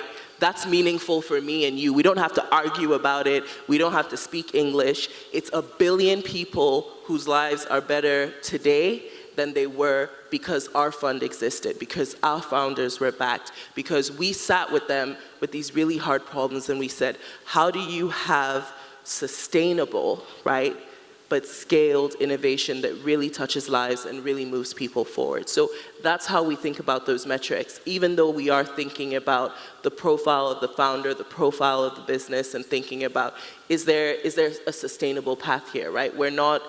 This is not charity, right? This is, catalytic, yeah. That's a great response, and I think having an impact lens to a fund is what we really need. And when Christian and I were chatting earlier, I said, it's great that we're having this type of conference here in Lagos. And the majority of people that I see in the audience, I don't know what the demographics are specifically, but it looks like it's majority Nigerian, and we have some guests from Africa, because we shouldn't have to fly to Nairobi or Cape Town, or Paris, or London to have these types of engagements. And I know there are plans to expand the Inspire Africa conference next year, but hopefully this will remain our home. Christian, are you committing? So guys, just so you know, Tochi is backing us into a corner, because we have an announcement. We are Inspire Africa. We are starting with the Lagos is what center of excellence, and it's a big hub. We are committed to Africa and the journey to inspire Africa. We recognize Nigeria is the most populous and the largest economy. We've got to do our due diligence here. People often argue if it works in other parts of Africa, does not mean it to work in Nigeria. But they hardly say if you can solve Nigeria, there is hope. There is hope for Africa. So we will continue the journey. We'll talk more about that. But our commitment is to build an ecosystem for Africa. We've got to, I loved what Matt Okubo was saying there. We have to think from a lens about the power of Africa is Africa. It's not in our individual countries and language and regions and government versus the people and people of different tribes. It's the diversity and the differences we bring together with a singular focus that holds us. And that's part of what we want to do. So we love that we are country agnostic with the fund. We are sector agnostic with the fund. We've got hundreds of applications already from all around Africa, from small towns, different regions. And when you read someone thinking about how they're solving a problem in like Burundi, and you're like, Burundi might be my small village here in Nigeria, but my goodness, that's a great solution, right? There are little Burundis in different parts of the world. So it's not about the size of your country, it's the thinking. The African mindset has to be in our solutions, and I look forward to seeing that all around Africa. That's fantastic. A round of applause. I'd hope the audience will back me up when I made my request, but silence. Okay, crickets. I think it's a great way to segue into the next question, Christian. And I know due to the nature of your work, you work with founders from all across the continent and even beyond. And this might be something we don't like hearing, but it's also great to every now and again be reflective in our approach to building the entrepreneurship ecosystem, to realize what things are in our blind spots as founders, as tech builders, as investors. So I really want to, for a second, just get into your mind and put on this lens of, being Christian, Idiodi, and, all of the work that you do. What is it about this ecosystem, the entrepreneurship ecosystem in Nigeria, in Africa, that is unique? What are the peculiarities, the nuances, the biases? And how is that different from what you typically find in other areas? It can be strengths, it can be weaknesses, but what are some things that just really makes us unique and special and different? Wow. I kind of shared some of this last year, and I'll talk more about this tonight as I close. I've had an amazing opportunity to grow up in this ecosystem and have the amazing opportunity to give back to this ecosystem. And Africa is not short of creative people. They are not short of smart people, amazing, bright minds. And you can see the magic that happens with a little bit of innovation. You only need to go to a local market. We are the home of the hustle. We are the home of pushing through challenges and through difficulty. There is a significant failure in our public sector in Africa to build the enabling environment for innovation to occur. I have not met an engineer or a software engineer in the US or Europe that tells me, oh, I was trying to build the app, but power went out. Oh, I was trying to get to work, but the roads did not work, or there was traffic, or I didn't have access to water, or I need to be in the hospital with my mother. But these are our realities in our ecosystem. To solve a problem in Africa, you have to solve many problems. You have to be willing to do the work to break through some problems that even are the enabling environmental problems. If you're building a team to build software technology, you will need to invest in a generator to do so. That is not common sense for a Western investor. They are not thinking in their budget, so I'm trying to fund Google. Let's build roads and housing and healthcare and infrastructure and work on the socio-economic issues and what is the exchange rate of the dollar. Those are not the first things that come to mind. And so this ecosystem is bound with a lot of challenges. But I need to be clear, we say product is hard. It's hard everywhere. We do have a unique environment that means we have to be very deliberate about our work. We are not going to ignore the fact that we have challenges and constraints. We're just going to recognize that these are significant constraints we have to solve for as we're solving our problem. And our funding, supports, and our coaching ecosystems have to take that into consideration. That's a great response, and it reminds me of an experience I had last year. I met with a founder who had won a grant. It wasn't a lot of money, but she had won a grant, and I had an interview with her afterwards, and just saying, how do you feel about the grant? Congratulations, ECC. And she said to me, Tochi, it's not as much the financing as it is the validation. The confirmation that what I'm doing matters. Yes. That there's a platform for me to amplify my impact, that somebody sees me. Yes. And even speaking about it now, it's giving me goosebumps because I just haven't been able to forget that. And it's back to what Christian said, there's no shortage of talent in Nigeria. There really isn't. And there's no shortage of creativity, but we need more ways to express it. So I know I've said this before, but to both of you, I'm literally in awe of all that you do through this work. So thank you. Thank you. Thank you.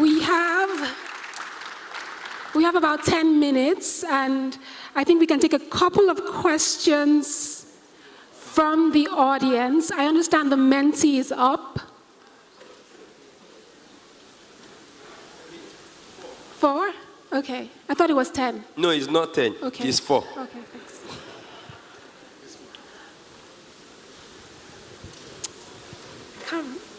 Is he up? How should we? So if you can type in questions, we can probably squeeze in 2, and then we'll have a final question for Kristen. Okay, so I see a question is up. How should we invest? Oh, that's the prompt. Okay, while we're waiting for the questions to come up, I think we can just continue. So, Kristen, I'm going to ask you, it's the year 2034, 10 years from now. Your first fund is nearing the end of its life cycle, as VC funds typically do. They have a 10-year horizon. And you're in your office, you're drafting an internal memo to your LPs, your staff, some of your portfolio companies, and you're highlighting some of the impact that the fund has achieved. What does that memo look like? What are some of the things that you hope to be able to include in that communication? Thank you for that. So the good thing for us is that we're looking at a slightly longer than decade-long horizon, which is really exciting for us because we're able to say to folks that we're not on the same sort of like accelerated timeline that the average VC is on. We're on a slightly more extended timeline. But some of the things that we want to be able to report back, for instance, fraud, right? It is such a perennial issue holding so many of our ventures back. It makes it difficult for our people to move around because they are looked on with a higher level of, suspicion and skepticism. It makes it difficult for our money to move around because there's so many questions about where is it coming from, is it legitimate? And so coming back to drafting that memo and making that happen, for us, we're really thinking about, could we be reporting in a decade that we have backed founders or a founder that has really helped us to take leaps and bounds forward in solving the challenge of fraud, not just for the continent, but for the world, right? That's really important to us. I mentioned hunger, I mentioned poverty, and these are not just Miss Universe, questions. I want to, those world peace, right? It's not really about that. It's because I think more than anywhere else, we see the impact of the gap. We see the impact of the digital divide. So when we're looking at, emerging technology, AI, distributed ledgers, and so on and so forth, we're not just looking at those things for their own sake. We see them for what they are, as tools, as enablers. And we're thinking about how do we bring that technology, how do we support those ecosystem players or create or connect those ecosystem players in ways that actually allow for that technology to be meaningful and useful for us. So that's what we want to be able to report in over the next decade or so, is that we have taken a huge bite out of some of these really, really complex problems, right? That we are moving, that we're providing painkillers, we're providing cures, right? And that we're truly bringing, the continent into, the right sort of a future that's inclusive for everyone, not just those of us in, big and capital cities, but also those in villages and, periphery towns and all of that as well. Awesome. How are we doing on time? Sorry, what did you say? How are we doing on time? Oh, you have to finish. Okay.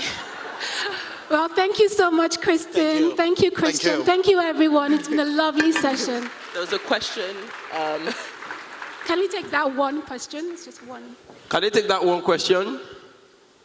No, sorry. I'm very sorry. You but cannot it's a 4-day conference, so you will catch Christian and Kristen in the hallway. So please reach out to them.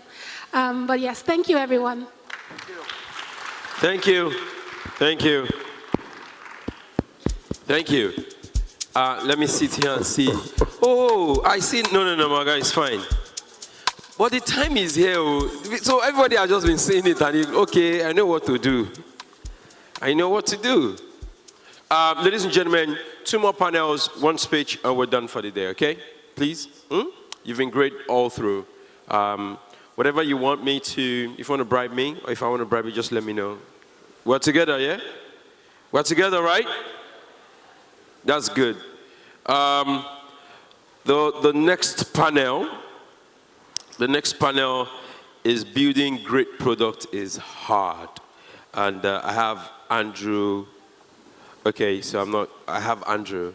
I'm going to have to get back on the pronunciation. I'm going to get back on the pronunciation. I'm very particular about names, and so until I get this right, I'm not going to call it. And also I have Princess Edo Osage. But while they clean this up, ladies and gentlemen, if you miss Wike during the election or before the... Turn off camera for this one. If you miss Wike... Wow, I said turn off camera, you now brought your own. Holy Ghost. No, I'm not joking now. I'm not even trying to throw shade. But I miss Wike, the Wike by the, campaign time. The Wike that had full band. That anything that they say now, the audience will complete. Not that many small things. Wike talks, and then every other person completely, like today now is the 15th of October. God, I don't need to like anybody will not be talking this and that. Anybody that doesn't like me doesn't like. No, I like Wike. And let me tell you something. Whatever you see happening in River State is not new, because Wike was with Amechi, and then the same thing, and then even Amechi when he went to enter is this same thing, and then it's the same thing that in Edo State, you understand? Is it when we thought Edo State would get a fine governor, it still came out the other. Now, I'm just saying. So recently now, give me a prep when we're ready. Are we ready? Are we ready? We'll come back, don't worry. I'll just you people. But ladies and gentlemen, please, Andrew, help me welcome Andrew Oboforibo from 54 Collective, ladies and gentlemen. A round of applause for him.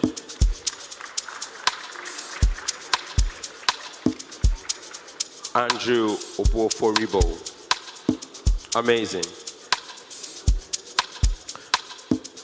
And also, please help me welcome Princess Edo Osage, Head of Product, Leadership and Agile Governance at InterSwitch Group.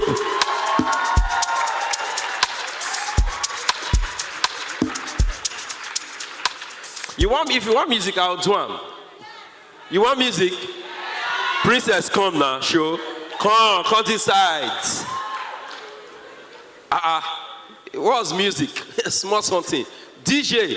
No, let me tell you, since InterSwitch is heavily in the building, you all have to upstanding for her. You have to upstand. Let's do it together. InterSwitch, upstanding, let's do it together real quick. DJ, throw me something. Hey. These are the dances, Let's go, everybody. Follow me.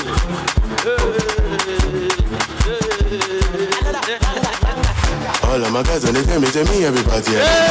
You be that girl with the shake and keep it for bag me and one tie like that. What are these giving a real fake? I bet just say back come. Wow. Send me money, then I spray you. Wow. InterSwitch is, you are moving heavily this afternoon. Moving like APC. Okay, this particular, okay, so I have one more person before I go to the moderator. Please help me welcome Dayo Famakinwa, the Vice President of Product Management, Indeed.com. Now, I won't make you dance, don't worry. I won't make you dance. This particular panel will be moderated by, now I don't know if this is Anu, it's not Anu, so it's Anu Augustine, founder, Nedrock. A round of applause, please. Anu. Did I get that correctly? Thank you. Please, speakers and moderator, the time is right in front of you. I'll really love for you to work within that time frame so that we can move on real quick. You know, see my accent, Abby? Let's move. Hello, can you hear me? Okay, cool. So I have to tell you a story before we start the panel. So I was having lunch at the conference today, and I spoke to a lovely Nigerian gentleman, and we had a great conversation, and then he asked me, where are you from, right? And then I was like, where do you think I'm from? And he said, India. And I was like, so I had to tell him my story. So I was actually born in Tanzania, moved from Tanzania to Zambia, spent a good part of my childhood in Zambia, and then moved to Lesotho, and then now I'm based in Cape Town, South Africa. So I'm very much African, love the emerging markets. My family is in India, I visit India often, but my passion is product and emerging markets. So I just want to contextualize that. So if we look at what we've learned today, we've had a number of talks, we've had a number of panels, and if we reflect on the conversations that we've had and the panels, I think if you think about Africa, the opportunities stood out. There's so many problems to solve. But at the same time, Africa has got some unique challenges. We've got 54 countries. We've got complex, inconsistent regulations. We've got infrastructure issues. And we've got talent, a scarcity of talent, also lack of funding or access to funding. So as part of this panel, actually I want to also just take a statement from the CEO of InterSwitch, what he said. Product is hard, but we have a lot of success stories in Africa. And I want to point out to Nigeria, specifically coming from South Africa, you've had some amazing success stories.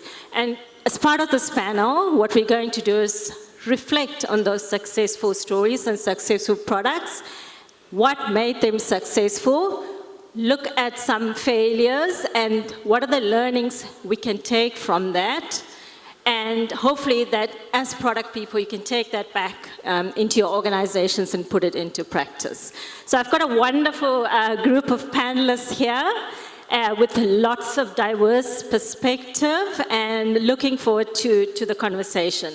So the first question I'd like to ask the panelists is, what is a recent product that you've seen come out of Africa and what made it stand out for you? And maybe before you answer, just one or two sentences about yourself to just kind of contextualize it for the audience. Andrew, I'm going to start off with you. Okay, thanks, Anu. Hi, everyone. My name is Andy Obuforibo. I am the head of product at 54 Collective, also the country manager for Nigeria. 54 Co, we're a venture capital firm, but we're one with a difference. We believe that startups at the early stage in Africa need more than just capital. They need support building the right product, getting the right distribution, landing the right partnerships, getting the right talent, and we help them with all of that. That's why a VC firm has a head of product. So we have a team of great product people and specialists across all those other disciplines providing direct support to our startups as well. Really happy to be here. So a product I've seen recently, well, I guess I'm going to cheat and talk about my portfolio, right, of startups. We have a startup called Carbon, and I'm really excited about what they're doing. They're in the car tech sector, and of course, you always see the run-of-the-mill connecting dealers to potential buyers, and that model is broken, doesn't work because Nigerians don't buy cars online, right? Like most of the people who can afford to buy a car don't want to buy one online. They want to buy it from someone they know, a trusted source. So Carbon has sort of figured that out, and instead what they do, who they sell to are gig workers who want to make some money on the side selling cars within their social network. So that's who they target, and they now give them tools to optimize that social selling. So basically CRM for the gig worker. And so we often say that Carbon isn't in the car sales business, they're in the trust business. Because what they're doing is helping these gig workers monetize the trust they have in their social network to sell something that usually doesn't sell well online, which is cars, and it's working. Thank you, Andrew. Yeah, so for me, I'll look out and I'll also look in. For me, recently, the product that stood out, I think it's Chowdeck. I think they came out at the right time, and they also had the right business model for the products that they serve. My only concern is, okay, how do you scale it beyond Lagos and go to Port Harcourt, where I grew up? So I feel they'll find a way, but I think Chowdeck is doing fantastic work now. But when I take a look back, I look at InterSwitch, and one of the first projects I worked on then was that we wanted to get a Nigerian card, a Nigerian MasterCard linked to your Naira account, and you could use it abroad. And so we did that, and I think I traveled once, and I took my card, and I put it in an ATM, and the money came out. I was like, wow, I didn't have to look for dollars. So now that everybody's looking for dollars, it wasn't a problem then. You just walked away with your card, and you were good. So for me, those kinds of big problems that you can actually see it solve a really big need was really amazing to be part of for me, yeah. So those two things. InterSwitch, I think, is a good example of, I think, a company that's executing very well. I'll flip the question sideways a little bit and talk about a product or a platform where it's just very tough, and there are learnings I think we can share with the rest of you here. If you look at the food and grocery delivery business, I think it's a very tough business to play in that, one, there is very low barriers to entry in that business, right? Anybody can come in and play, which means there is heavy competition. Two, infrastructure problems in a lot of these countries where getting your deliveries there on time, making sure that customers can get their delivery in a timely fashion. A lot of you here are from the mainland, from the island. Imagine driving across and customers getting their goods on time. That's a problem. Two, consistent supply chain is a problem as well. It just means that in that particular product and business, it's just hard to compete. And the only people that can survive are people that have deep pockets. So I just say all this in that if you are looking to get into a product like that or a space like that, you really need to make sure that, one, are barriers to entry really low? And then two, is the market a good market to get into in the first place? So just things to think about as you're building your products. Okay, thanks, Dale. So the next question that I have, right, when it comes to building products in Africa, what are some of the weak points that you have seen in product development? Princess? Okay, so, well, for me, I see a lot of copy and paste, but it's not just in tech. I say growing up in Port Harcourt, on the street, somebody opens a supermarket, It's suddenly doing well. 3 weeks later, the next person opens the same thing. I feel we don't spend time to think deeply and solve problems. So I feel that's why we need to spend a little bit more time. And as I think Chidi said, fall in love with the problem. You spend a lot of time on the solution side and running deep without really asking ourselves, yes, it's a great idea, but is it really solving a problem? So those are the two things I'll say for that. Okay, thanks. Andrew? Yeah, that's a good one. Yeah, the copycat thing. I think generally there isn't enough attention paid to service design and interaction design. The truth of the matter is that for a large chunk of potentially profitable sectors, most of the end customers are digitally uncomfortable. Either they don't have smartphones, or they don't have great access to the internet, or there is a language or literacy barrier. And so the delivery of the service on a smartphone app screen is probably not on the cards. And what the answer to that is service design that finds a way to get the service to that customer. But service design is hard.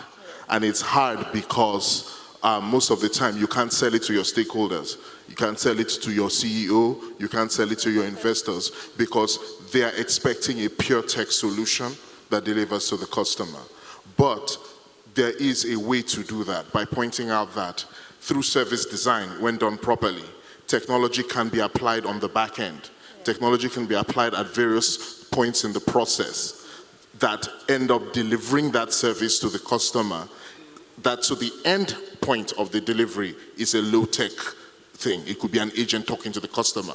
But behind is an entire process that has been so optimized by tech that it's actually scalable. And that's the future for VC-backable product for many sectors like ag tech, logistics, health tech on the continent. But getting people there is hard. Thanks. Andrew, Deo? I would say that as you're building products from country to country, solutions don't apply the same way across different countries. Even within Nigeria, the culture in the south and the culture in the north are very different. So you really need to go very deep on understanding the cultural nuances between different markets. I'll give you an example. When Netflix first launched, their product was very bandwidth heavy.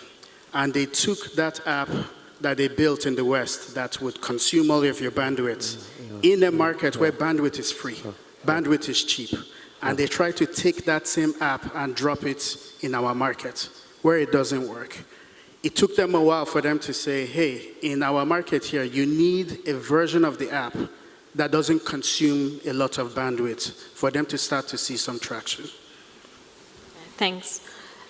So let's move on to failure and failure stories, right? What role does failure play in product development?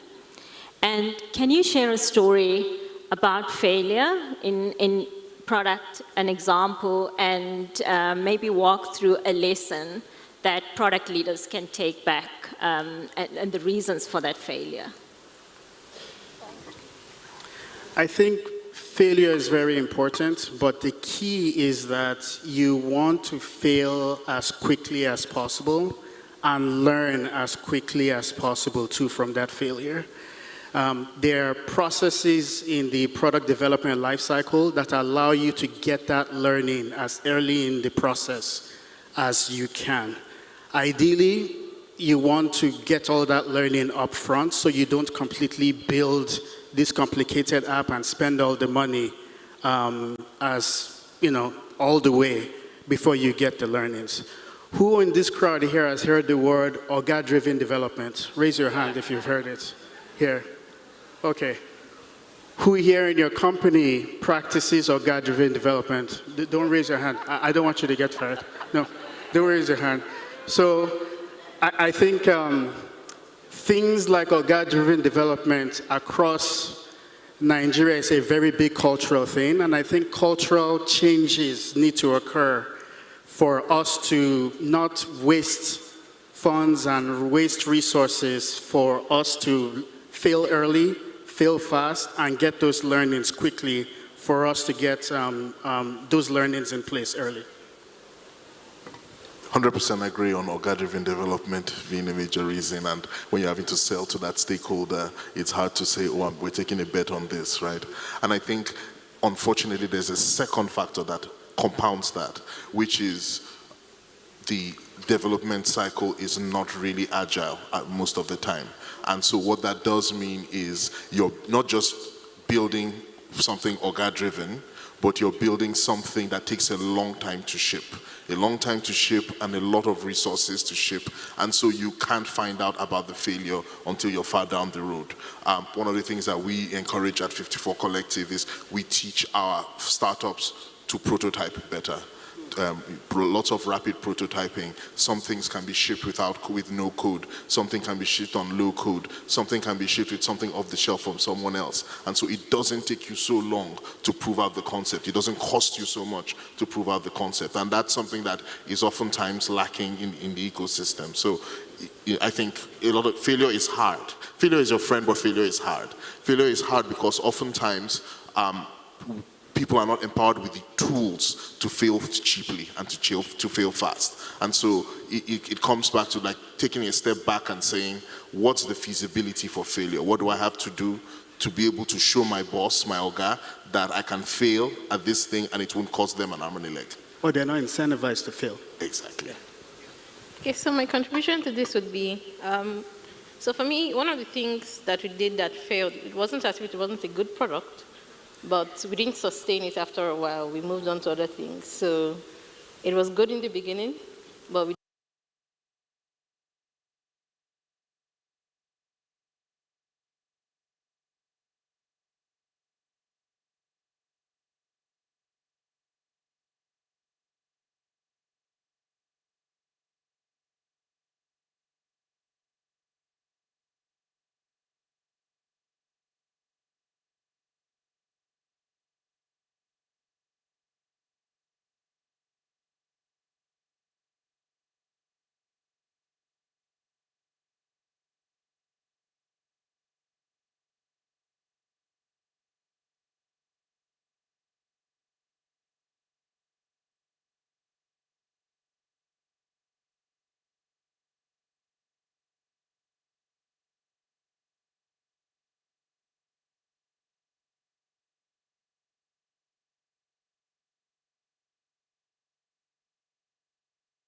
useful to create successful products in the Nigerian market? One or two principles. Should I go? So for me, first to be data. To overcome this challenge of organ-driven development, I think you need to go to the conversation with data. It makes it a lot easier. You can be talking, you're smart, but nobody's going to listen. But if you have data, the conversation is easier. I'm not saying it's not going to be hard, but it's a lot easier because you have facts to prove it. The second thing for me would be focus on the problem. Sometimes it's easy to stay on the solution side, and you're telling the story about the solution, this is what it's going to do. It's easier to stay on this side. So drag yourself back to the problem every time you keep drifting away and remind yourself why you're doing this. It keeps you going through all the challenges you'd face as product is hard. Okay, I've got a question on that, and that's for Andrew, right? You deal with early stage ventures.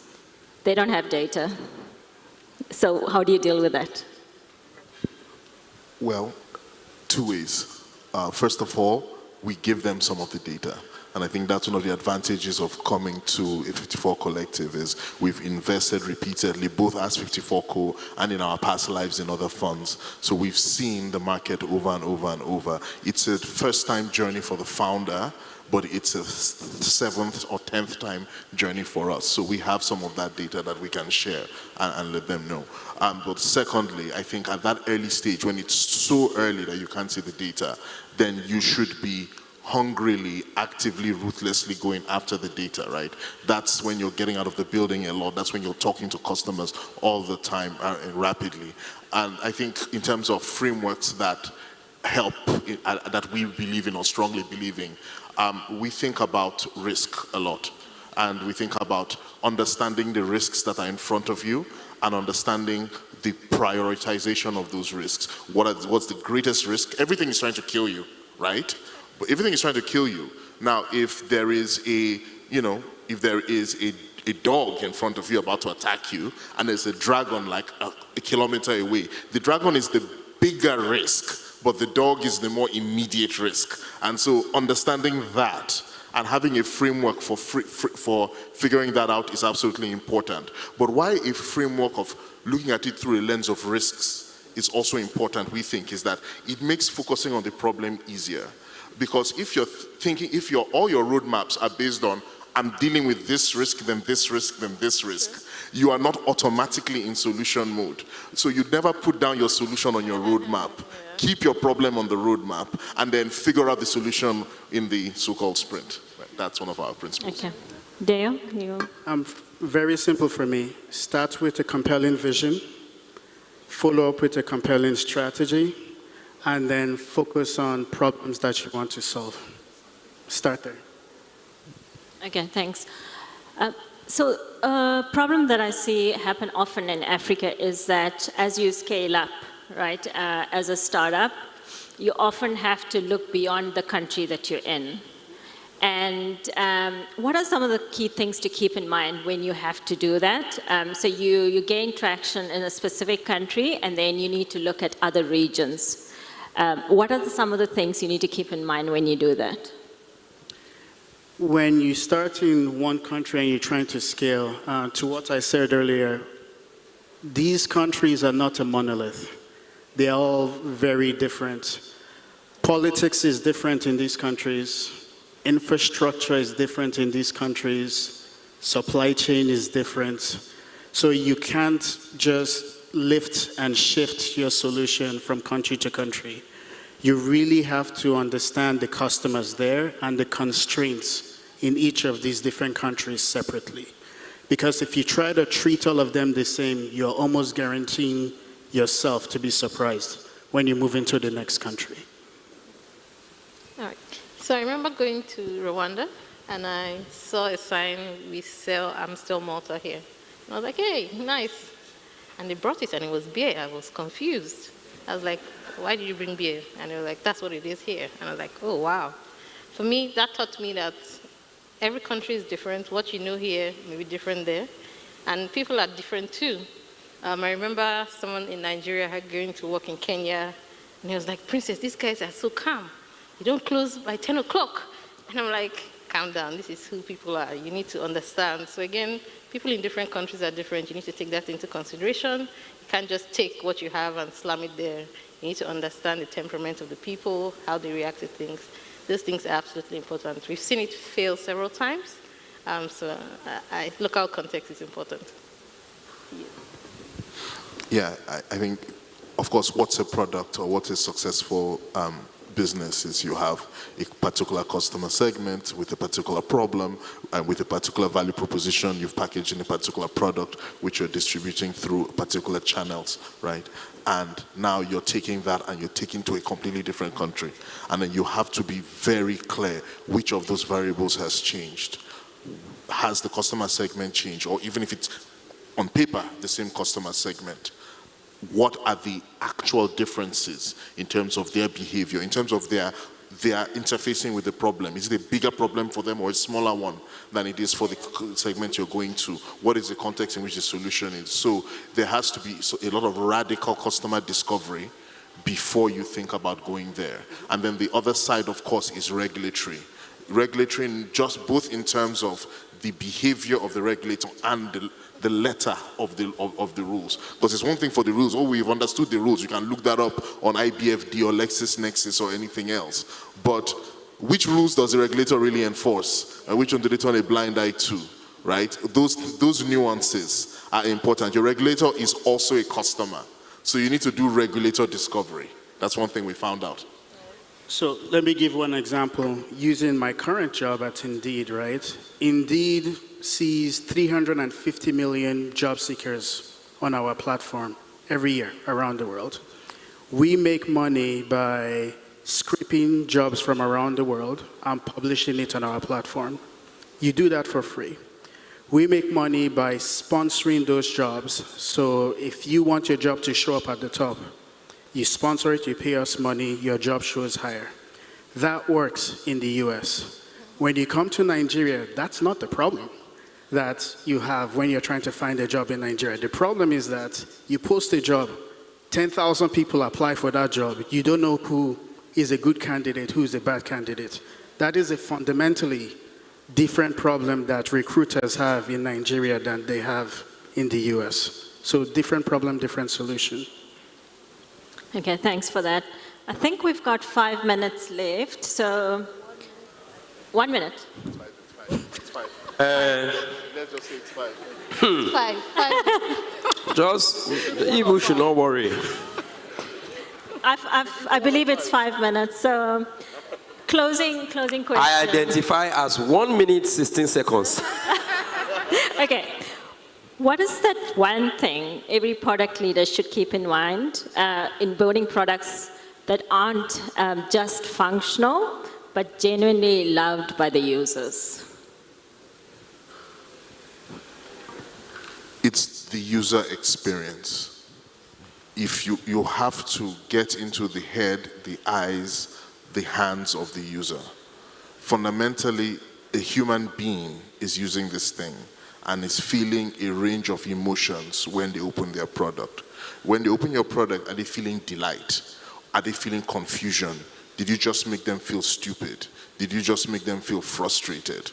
Or did you make them feel like something that has felt like pulling teeth their whole life suddenly feels like goat meat pepper soup?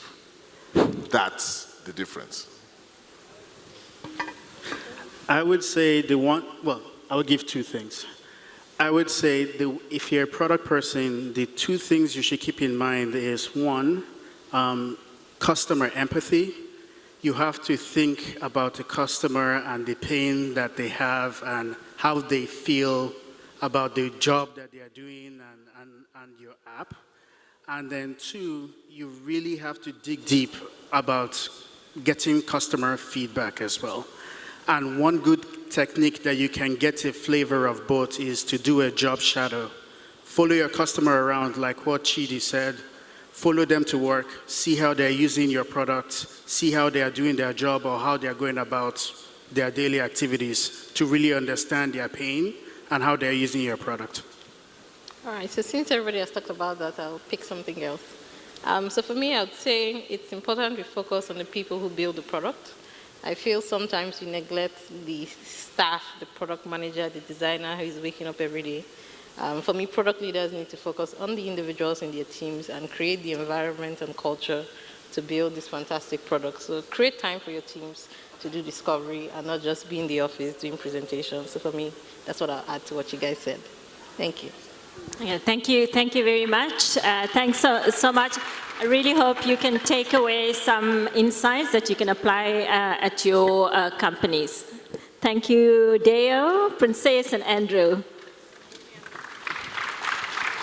Thank you. You want photos for this one? Anu, please join them. Anu, did I get the pronunciation of your name correctly? Yeah, can I have your attention? Okay. Best in photography. You're very welcome. Thank you. We love India, by the way. We love India, especially the food.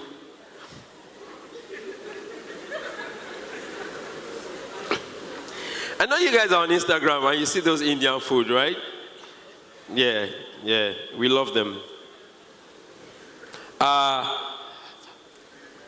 The next person I'm about to bring up, so we're done with the panels. Ladies and gentlemen, please put your hands together for all the panelists and moderators.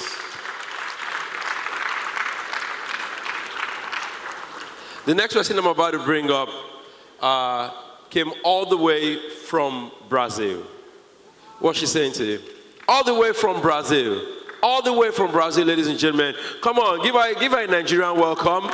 I told the DJ to get me salsa because I wanted her, and I learned. A little bird told me she used to, or she still is, a professional dancer. Ladies and gentlemen, please put your hands together for Gabi Bufrem.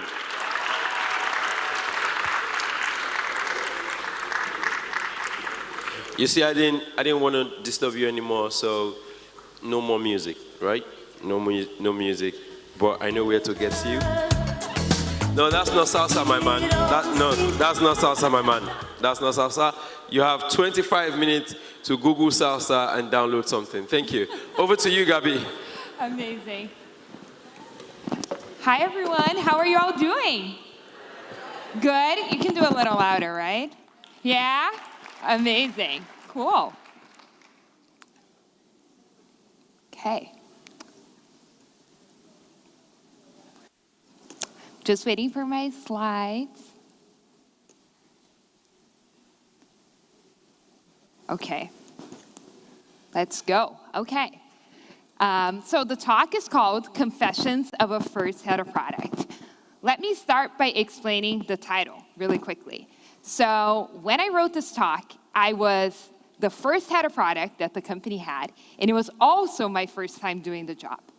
Now, quite a bit of time has passed, and I have since then coached many heads of product, CPOs, and VPs of product.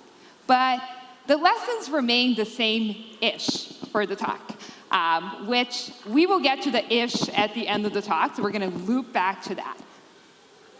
This talk actually started on my first day as head of product, and it started on this app. Has anyone used this app before?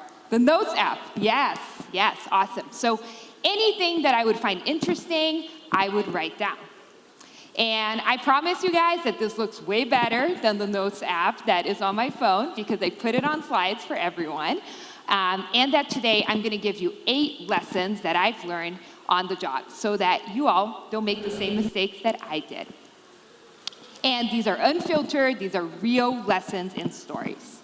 But before that, really quickly, I'm going to introduce myself. My name is Gabi, or Gabrielle. I am originally from Brazil. I live in New York. So excited to be here in Lagos. It's my first time in Nigeria. I am a product leadership coach, which means I partner with product leaders to build products that customers love that also drive real results for the business. And I love to surf. I consider myself a vacation surfer. I've danced my whole life, so I'm waiting for the samba at the end, you know. I love coffee, I love food, and I love to travel. And I'd love to be connected with all of you. So grab me for a coffee or for a drink after the talk. Okay, without further ado, let's get started. The first lesson is that whenever you join, everything will be broken. And I'm actually happy about it. I know, bear with me, there's a reason why. You know, when you get this gift from a friend, it means things are not okay. If someone is sending you this, it means things are not fine. But I'm here to tell you, it's actually fine. And the reason is they would not have hired you to run product if things were not broken. Also, it's the state of every early stage startup. And by that I mean every startup. And actually, I might irritate some people here, I mean every company. And for me, the best analogy is that you're like an airline and you're building a plane while you're also flying it. And you have real customers, and sometimes people tend to forget about that, you know, like they're there, they're real, and they have some expectations. They're going on this journey with you, you know.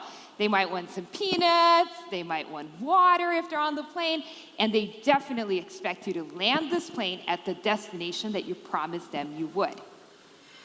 And I mean, it's really crazy. I can tell you that. I've done it before.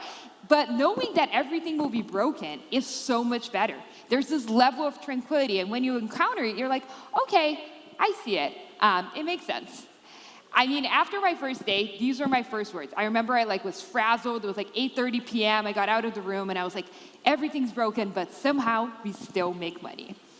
And if you think that this is unique or that I got unlucky, I'm sorry to report that this is not true. We're always secretly hoping that we're the exception. But after coaching many product leaders, I can guarantee that it's probably going to be the same for you and that it's fine. It's actually why they hired you. Now, next lesson. A lot of people won't know what you do. I mean, this is not news for us, right? Like, this has been a problem for a while. Who's like a product person in the room? Like product manager, product leader, all of that. Yeah, okay, we're used to this, you know? And people don't ask you, they're not mean like these gentlemen that are like, what would you say you do here, you know? They don't ask you that. But they have like a look, or they have a clear confusion, and you can tell, they're like, why you? Like, why are you here? And it's been our problem forever, and it's clear. I mean, like when you think about it, engineers build things. They're there for a reason. Designers design things. They're there for a reason. And product does what? It's definitely worse for product leaders, so I'm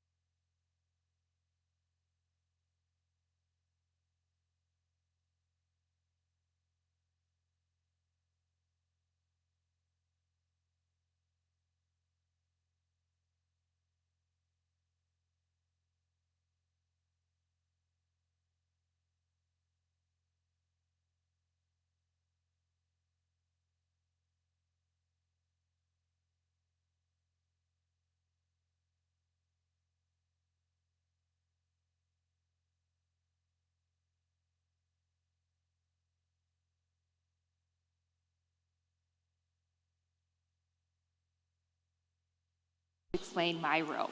I first started saying that we have designers and that they're there to represent the customer. They're there to really showcase what is usable, right? We also have engineering, and they're there to represent technology. They're thinking through the feasibility of everything. And then we have product, who's there to represent the business and thinking about value and viability. And at the intersect of that, there is magic, which we will get to in a little bit.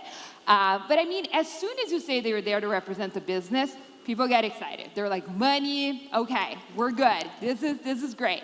So there's like this buzz in the room, you know? And I tell people about magic, and I want to go back to Evie's talk earlier today, where she talked about this magical intersect, and she used the analogy of the mandala.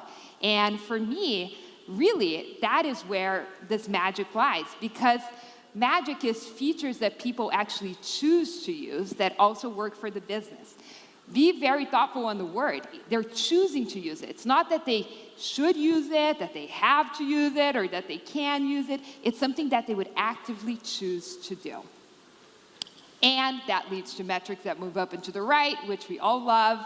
And it only works when you really have that intersect of design, product, and engineering truly working together. There's also the job description explanation, right? And I literally put together this slide when I explained what I did. And I had, you set the vision, you work on how you get there, and you also grow the product team. These were like 3 core parts of my role. And I remember asking myself, like, is this like too simple? Are people gonna think my job is too easy? Shocker, they don't. They're like, wow, that seems like a lot.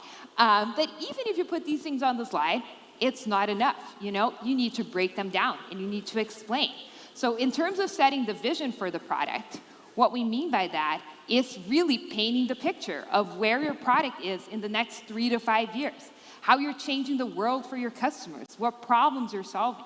It's not like we are the best at X, add generative AI. Like that's not gonna cut it. You really need to paint that picture. And then comes the hard part. You need to work backwards and figure out how are you actually gonna get there? How are you gonna go from where you are today into that vision that you're setting? And that's like, what's the first thing you build? What's the next thing to build? What's the thing you're gonna maybe rebuild and reposition, right? It's where product strategy comes in. And because you're not a one-person solo act, I think I've like really hammered this home. We're gonna keep this thread going. You need to grow the product team, right? You need to hire these people, you need to coach them, you need to grow them, because you can't do your job alone and you really need them. I also find it helpful to make visuals, right? Like I'm a very visual person, so I made this visual as another way to explain. And it's very clear that you're setting this grand vision, you're then breaking it down into how you're gonna help the business, and I really love using objectives and key results as a way to really focus teams so they have one core thing that they're tackling, and then you're also giving them the strategy, those bets, those ways that they are actually solving the problem. And I mean, this straight line is completely fake news, but this looks really ugly on a slide, you know? So we need to put the straight line first, explain to people, and know that it is messy, it is where most people are, but we do have that very clear vision, and we do have a method to the madness to kind of untangle ourselves and get there. And again, the fact that it's hard is why you are there. It's why they hired you. It's why this role is so interesting and complex, and why I'm in love with it, at least personally. Next one, you coming in means people have less control. People don't like less control. And here, has anyone watched The Office? Here, yeah? Amazing. Michael Scott, incredible example of middle management, right? Hates giving up control, really, really hates it. He's involved in all sorts of things, who knows? So, I mean, this lesson was actually not very obvious to me, but as soon as I joined, it became so obvious. I was like, how did I not think of that, you know?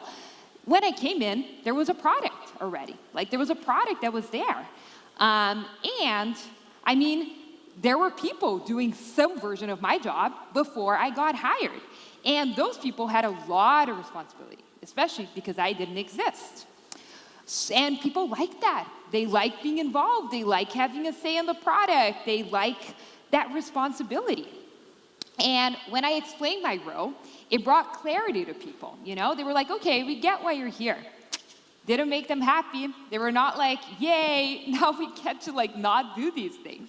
So I got asked so many times, like, does that mean we're not involved? And honestly, it was really hard for me because I love collaborating with people, and I understand that it takes an entire village to build a product that is really great, and that different people have different expertise. And I also needed to work with these people, right? Like, I needed them to want to work with me. So I'm here to tell you it's probably going to happen to you too. And then my recommendation is that you approach this head first, that you go in and you have the hard, awkward, sometimes intense conversations, right? And this is not like a group meeting. You don't sit everyone down. You have like a one-on-one conversation with these people.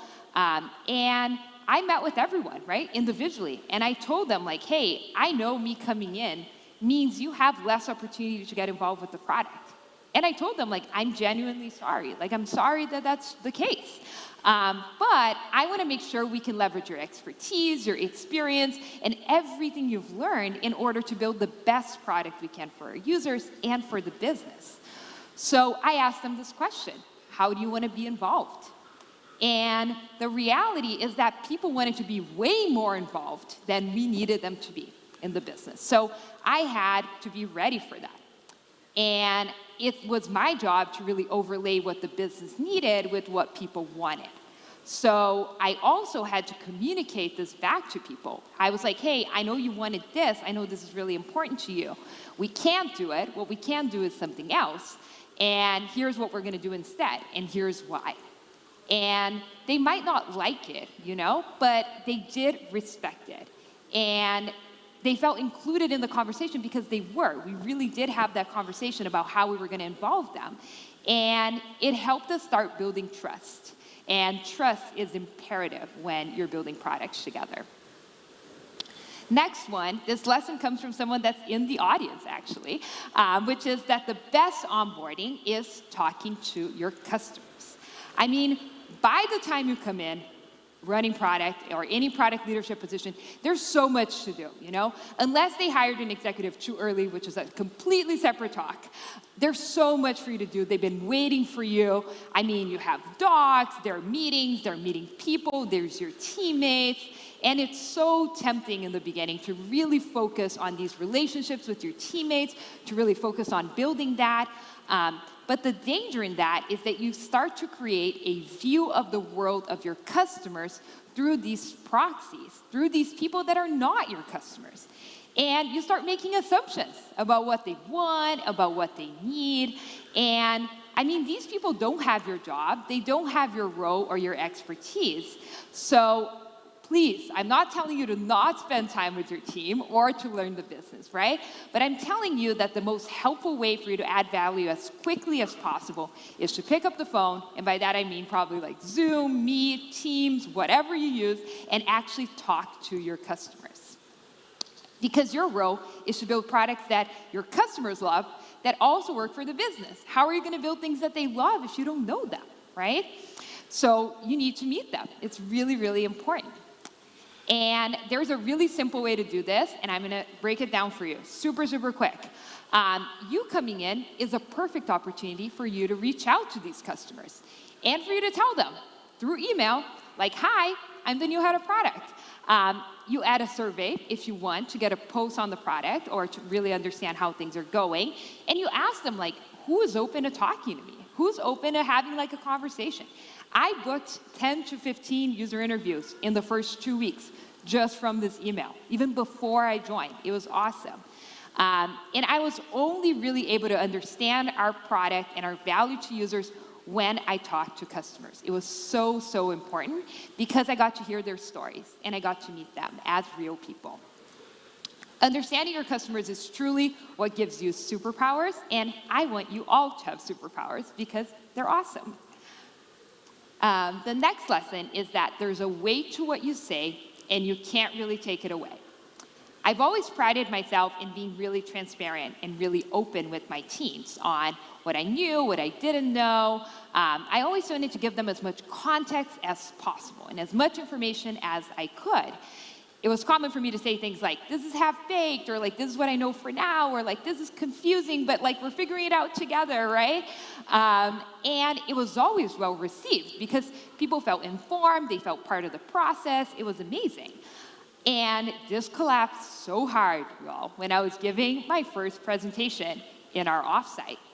And it did involve a roadmap slide with future plans, which some of you might be like, well, Gabi, you should have known better. And the truth is, maybe I should.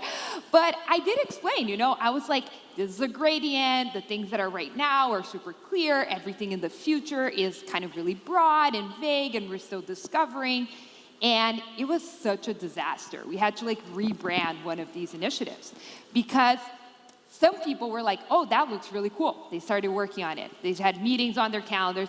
The people that didn't start working on it felt excluded. And I was kind of like, no one should be working on it, right? Like, we're not doing this right now.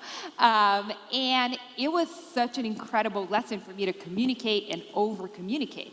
And as a coach, I see this with my clients all the time. They're really trying to be as transparent and as open as possible, but they don't explain the timing or the nuances. So I like to think about like now versus next versus later communication. So breaking that down, anything that we're doing right now, you give as much information as possible. You're as clear as possible. You tell them everything that you know. Anything that's coming up next, we say what we know, what we don't know, and we also tell people like, hey, this is not our problem yet. Don't work on it, right? Like, this is not our priority. We're doing something else. And then the later stuff is really around inspiring people, right? It's kind of like building towards that vision that we talked about and making it clear that this is not a them problem yet. This is currently like a you problem, and it might become a us problem at some point, but for now, it's not. So to loop back to my story, since I know you're probably really concerned about what happened to me, it was fine, okay? We made it, it was okay. So even if you make a mistake, there are ways to turn it around, for sure. But the important thing to know here is that your words are now amplified. They hold a different weight than they did before. The next lesson is that you need to get people comfortable building the thing that works for now, not the best thing.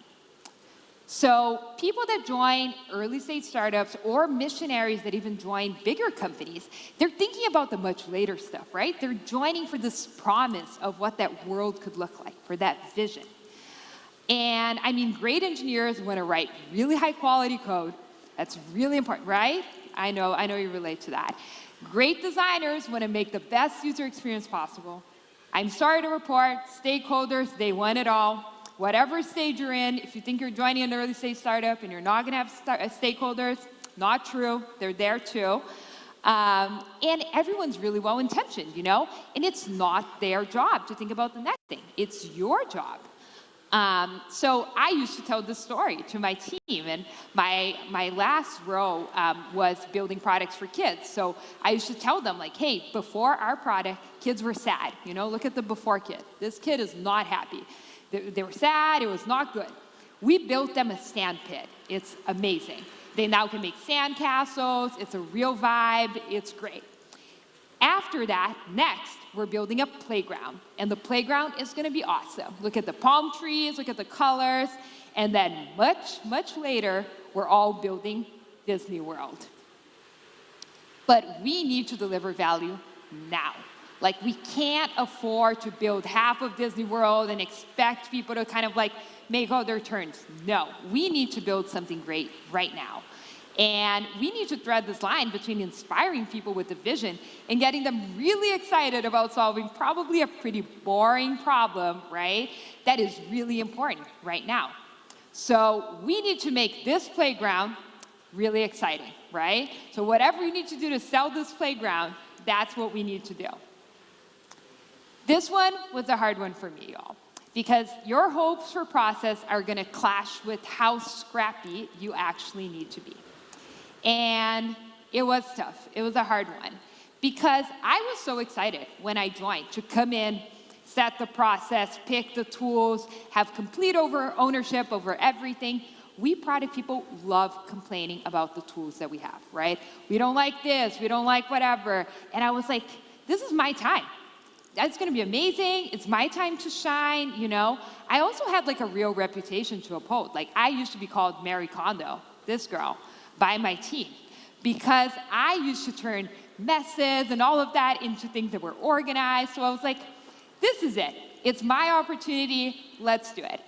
I joined, and there was literally no time to do it at all. And we did just-in-time process. And that means literally whatever smallest thing it took for us to get from like point A to point B, that's what we did. And that's what I recommend as a coach to my clients today. Because it's whatever it takes to get this thing over the finish line or moving the metric that we care about. And it's uncomfortable.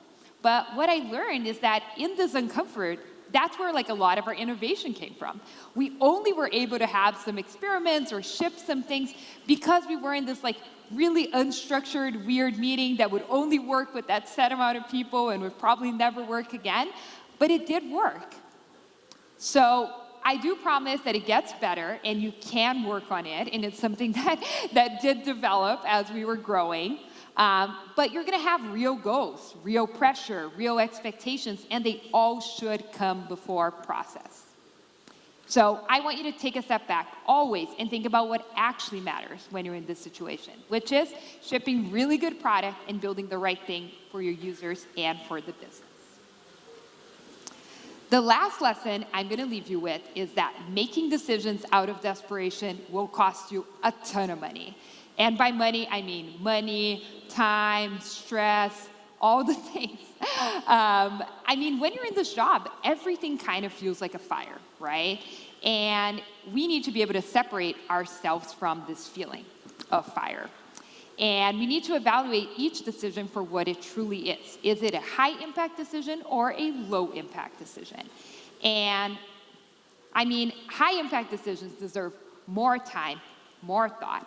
Low-impact decisions, less time, less thought. So I talk to my clients about this all the time. And a great example that I like to use is hiring. Hiring is a high-impact decision because you're bringing someone onto your team. They're representing you, right? Really, really important. It's also so tempting to do it fast because by the time you get the head count, it's like you already need this person. You also know that you're going to need to train them, onboard them, all of that. You need it, but it's so expensive if you get it wrong. So sometimes it kind of feels like this. Oh. No, sorry. Oh, great. Yeah. It feels like this. It feels like you're paying like with one bill, but actually they take your entire wallet, you know? So beware. And think about the impact of each decision that you're making in order to determine how much time and thought you're going to devote to making it. So here is the recap slide. Here's the slide that you take a photo of and you're like, I came to the talk, I saw this. But I do want to get back to the ish mentioned at the beginning and wrap up with that. So I gave a version of this talk years ago, and I really liked it. So I like pulled it kind of like out of the freezer because I really believe in the lessons in the talk. And when I was practicing it, when I was rehearsing it, when I was reading it again, I was like, wow, this is no longer the same talk. And it's not because the content has changed that much or because the lessons have changed. It's because I have changed.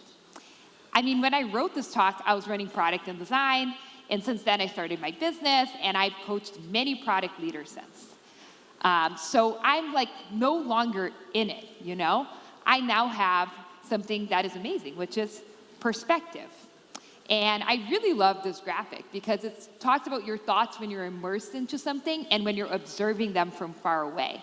And I love being able to kind of like be that to my clients every day. So I'm leaving you with a few things whenever you're in it next. The first one is that sometimes it does need to feel extremely overwhelming in order for you to actually make sense of something. So embrace that and understand that it's part of the process. The second one, and theme to the conference, is that running product is truly one of the hardest jobs, in my biased opinion, but it's also one of the most rewarding ones.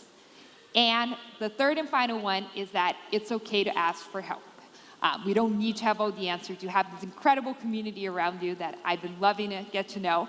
And it's okay to ask for help. And so much so that I made it my life's mission to help leaders learn these lessons faster. So thank you all so much. I'm really excited to stay in touch. Thank you. Ladies and gentlemen, please give Gabi another round of applause. Gabi, come take a bow properly, take a bow. DJ Ishop just set her up now. Oh my God. Take a bow. No, I just want you to take a bow. No, just take a bow. Take a bow? Yeah, take a bow, take a bow. Oh man, DJ, set this woman up for me. Oh my God. I'm in touch with him, we're good. It's okay, I have no choice now. Ladies and gentlemen, my name is Tomiwa Sage. You've been a most amazing audience. If you follow me on Instagram, I'll follow you back now. Yeah. Now, like literally now. Before I continue, we only have one more speech and then we're done for the day. You guys have been amazing. A round of applause to yourselves, please. A round of applause to yourselves. And basically, I'd like to thank the organizers for giving me another opportunity and privilege to host this year. I did this last year and another one. If you think I've done a fantastic job today, please give me a round of applause. As I mentioned earlier, very quickly, I want you to look around yourselves. Look around yourselves. If there's anybody that you truly, really wanted to talk to today and you couldn't, let's do that right now. Let's make sure you say hello to somebody on another table. Quickly, just go ahead. Go ahead, say hello to somebody on another. Please, let's rise, let's rise, let's rise, let's stand, let's stand. The country is tough. Come on, meet somebody, meet somebody. Go to somebody else's table, say hello. DJ, I need that Kiss Daniel song. I need that Kiss Daniel song. I want to get everybody up in their mood. I want to get everybody up. Tell your name to a different person right now. Uncle Good. That's right. Level. Everybody, I like this song so much. Let's go. I need to shake you. I need to shake you a little bit. Can we get up? Can we get up? Can we get up? Everybody get up, get up, get up, get up. Let's go. Let me see you clap. Let me see you clap like this. Let me see you go. Like this, like this, like this, like this. 1, 2, let's go. Give me that. little bit of alcohol, a little bit of cigarette. I'm already singing bird. I'm already continental, international. I'm killing it, you know I put the fire. Now me be the follow come, couple up solo. Pressure no fi catch you, fully loaded cash. When they see me coming, they say we dey bad, you loud, you loud, you loud, you loud. You want to tend to be bad, Olori bu, Kolover, Tori mo, Kulamo, Kulo, Kojako, Damo, Moleko. But I'm already crazy. Black on black, Elea. Thank you.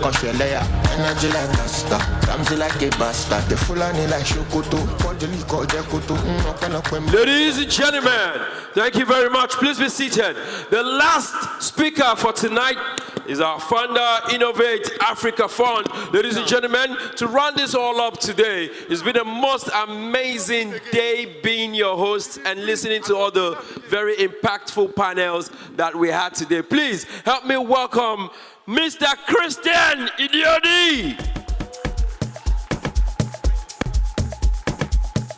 Please settle down, please.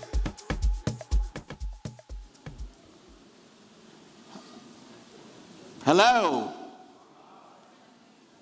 Thank you all so much for hanging with us. I am the last thing holding us back. Thanks for your patience as we went through this day. I want to start today with some reflection. About 20 years ago, I traveled to Lagos to visit my parents. I was staying at the Lagos Airport Hotel. And I had some work to do, and given the time zone, I had to wake up at about 2 a.m. to go do work. And back then, there was something called the Cyber Cafe, the business center in the hotel. And so at 2 a.m., I said, okay, that was the only place you had an internet connection. And so I went to the hotel business center, Cyber Cafe, to try to do my work. And I walk in at 2 a.m. and the entire place is packed. There were like over 50 people, a long line of people sitting behind chairs, waiting to use the computer. And so I took my place in line. As I got closer, I sat behind a young kid, about 14 years old, maybe 15 years old, no more than that. And he was collating email addresses. He was doing something we call back then the Yahoo scam. And I'm observing him. He starts to build a counterfeit central bank treasury note. And this kid is going pixel by pixel, looking at an image of the original and trying to replicate it on the computer. I am sitting behind this kid just in awe of his talent, his skill set, his ingenuity as he's going through that. When he finishes, he's trying to upload the document. And of course, back then we had dial-up internet. Many of you don't remember the terrorizing sounds that went like boom, boom, psh, those kinds of things. And it said 35 minutes left for this document to get uploaded. And so I figured I had to wait 35 minutes. And so I should have a conversation with this young kid. I said, what's your name? He said, my name is Michael, sir. I said, Michael, how did you learn to do this thing that you're doing? He said, my uncle was the one that showed me how to do this Yahoo thing. But I taught myself how to use the Photoshop to make these images.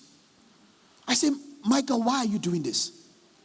He said, sir, my uncle is the one that feeds us. And he said, I have not eaten this whole week. If I don't get somebody to respond to this email, I will not eat. And I said, so Michael, you're 14 years old and you're the Nigerian prince that has been emailing everybody to marry them in America. And he laughs. And some part of me felt very compelled to figure out how to help Michael. And I looked in my pocket back then. I only had like $5 US. And I pulled it out and I said, Michael, I know you say you haven't eaten in a while. here is all the money I have for you. Maybe when you finish from here, you can grab something to eat.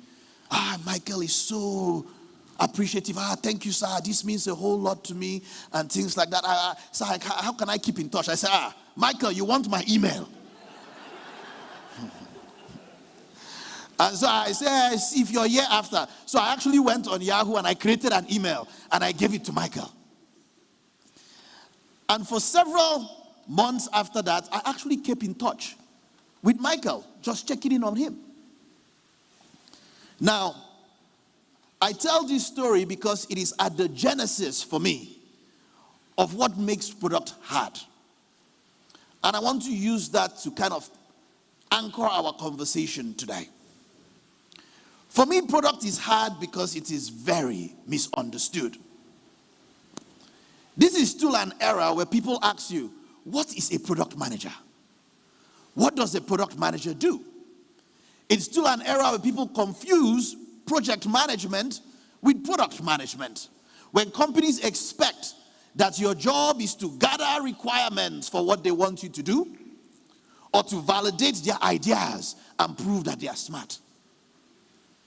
This is an era where we are overcomplicating the promise of what this job really is. I want to be clear for everybody. Do not leave here without an understanding of what product is. I have always anchored to people that product people have existed forever. They have gone by many names: innovators, creators, entrepreneurs. These are just people passionate about solving problems. What has made our work meaningful is that we found ways to leverage technologies in a way that helps companies succeed and scale. Your job is twofold, is to solve a problem. The anchor of your job, the measure of your success, is that you do it in a way that the people you solve that problem for, we call them customers, call them whatever name you like. The measure of your job is that they love what you do, how you solve the problem. What they give us back in return is an exchange of gratitude, value for us. But you also have to do it in a way that works for the organizations, the business you're trying to run, or your startup. Product is not hard because it's hard to make customers happy. I often joke with people, it's absolutely easy to make customers happy. Just buy all of them a car. It can be a Honda Accord or a Mercedes-Benz, like Chidi said. Your customers will be happy. But why can't we do that? We don't make money if we buy them all a car. The hard part of our job lies in the balance. That we are solving a problem in a way somebody will find so rewarding for them that they give us something back in return. That it works for our business. Product is hard because I have just seen so many people play a team sport as individuals. I loved EB's talk earlier on the magic of true collaboration and the magic that happens in the intersection of our differences. It stuns me when I see so many companies separate the business from technology, the SMEs from the technology teams, product managers versus engineering. I need to be clear with you. There is nothing like a product management team. There is nothing like an engineering team or a design team. There is only a product team. Just like you go and you play football, you don't say this is the goalkeeper team or the striker team. There is a football team with different competencies, different skills. They operate as one. Your customers do not care about your org structure. They do not care about your titles. They only care about you to the extent that you solve their problems, the extent that you meet their needs. If Messi can get rewards for only scoring goals, he will never pass the ball. Many of you in your company struggle with teams working together because you're not playing on a team. Product work is a team sport. When I see people tell me all the time, my goodness, I'm trying to solve a problem, it's so hard. I say, where's your designer? I'm trying to solve a problem, they are challenged. I say, where's your engineer? You've hired a bunch of smart, talented, skills people. You're trying to play football while being the goalkeeper and being the goal scorer. And you're wondering why you're struggling to run all the way back from offense to defense. It is a team sport. And we win as a team. Product is hard because so many people confuse the beginning with the end. So many people, let me be clear, an idea is not a product. Most of your ideas are terrible. Most of our ideas will fail. And even the ones that are great will require iterations for them to actually make a dent. I know Steve Jobs often reminds people that there's a lot that goes between a good idea and a great product. Similarly, I need to stress this to people. Shipping code is not success. I need to be clear about this. People say, what is the definition of done? I said, done what? Did we solve the problem? Did we create an outcome? Like agility, like transformations. True product work is a perpetual state of iteration. I tell people all the time, think of product work like happiness. It's not a destination, it's a pursuit of happiness. I want us to be very clear. I even see this with founders. Raising money is not the goal. Getting a pre-seed, first round. I see so many people celebrating. All the very initial day, I have raised money, I have arrived, let us go and buy a car. You have missed the point. I see so many people envious and jealous of what they imagine is an overnight success of companies like Apple and Facebook and Microsoft and Tesla. Jeff Bezos will say, look, every overnight success took at least 10 years. What you don't see behind these companies is the graveyard of failed experiments. You don't see the thousands of iterations they had to use to get to product market fit, the pivots, how long it takes to start with a big, bold vision. Winning was not their first raise. You don't hear them talking about, yes, I knew I had arrived the day I built the iPhone. My goodness, why are we not satisfied with the iPhone 10? Why is the iPhone 17 coming out next year and the iPhone 18 coming out next year? They are not celebrating victory by just one product. They believe passionately in innovation over optimization, creating value than capturing value. My goodness, product is hard because I see so many companies separate empowerment from accountability. Empowerment means we give our teams real problems to solve. We give them the space, the context to understand why that's an important problem. And we hold them accountable not to what they do, but to solving the problem. I think Dio talked about OGA-driven development. Please, to be clear, your job is not to fight with your boss about their ideas or to argue about this is not a real problem. I don't know why you're telling me to do this. Your job is to get evidence of a winning solution. It's not enough to say this is a bad idea. You are not hired to validate ideas.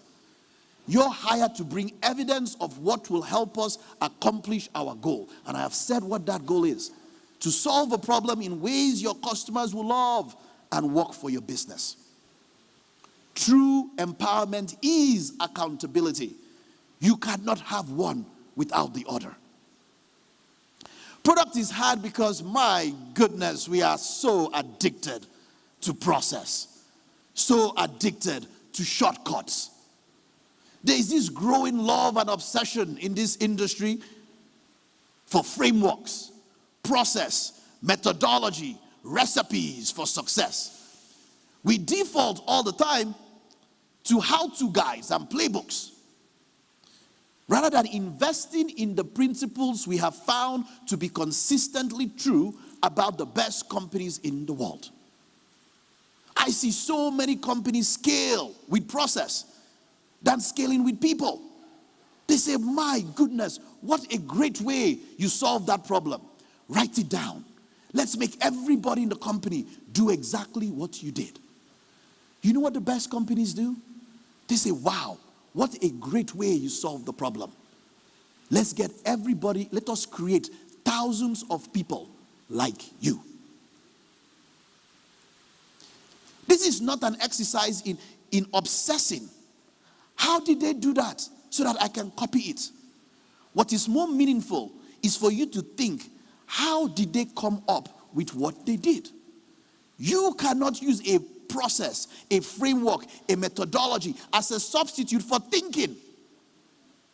This job is not measured by your ability to apply that.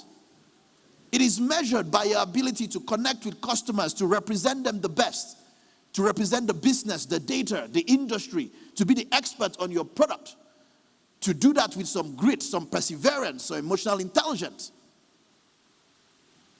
Product is hard. We have talked about it today because we are so focused on symptoms and not on real cures. Many companies in legacy models or that work as project teams, they complain about so many issues. Oh, we have a prioritization problem. I say, no, you don't. You have a lack of focus problem. We need so many resources. I say, no, you don't. You have a lack of focus problem. And to be clear, lack of focus is the absence of real strategy. We have too many meetings in our company. I say, no, you don't. You have a trust problem. I need to be clear. We need the discipline to really solve hard problems. I'm saying we need to solve the problem, not go around the problem. Africa is notorious for people going around problems. You know, we see traffic, what do? We get into a motorbike. We see bad roads, what do? We get into a bigger car or a jeep so that we can go to the bad. Who is waking up to think, let's fix the traffic? Let's fix the bad roads.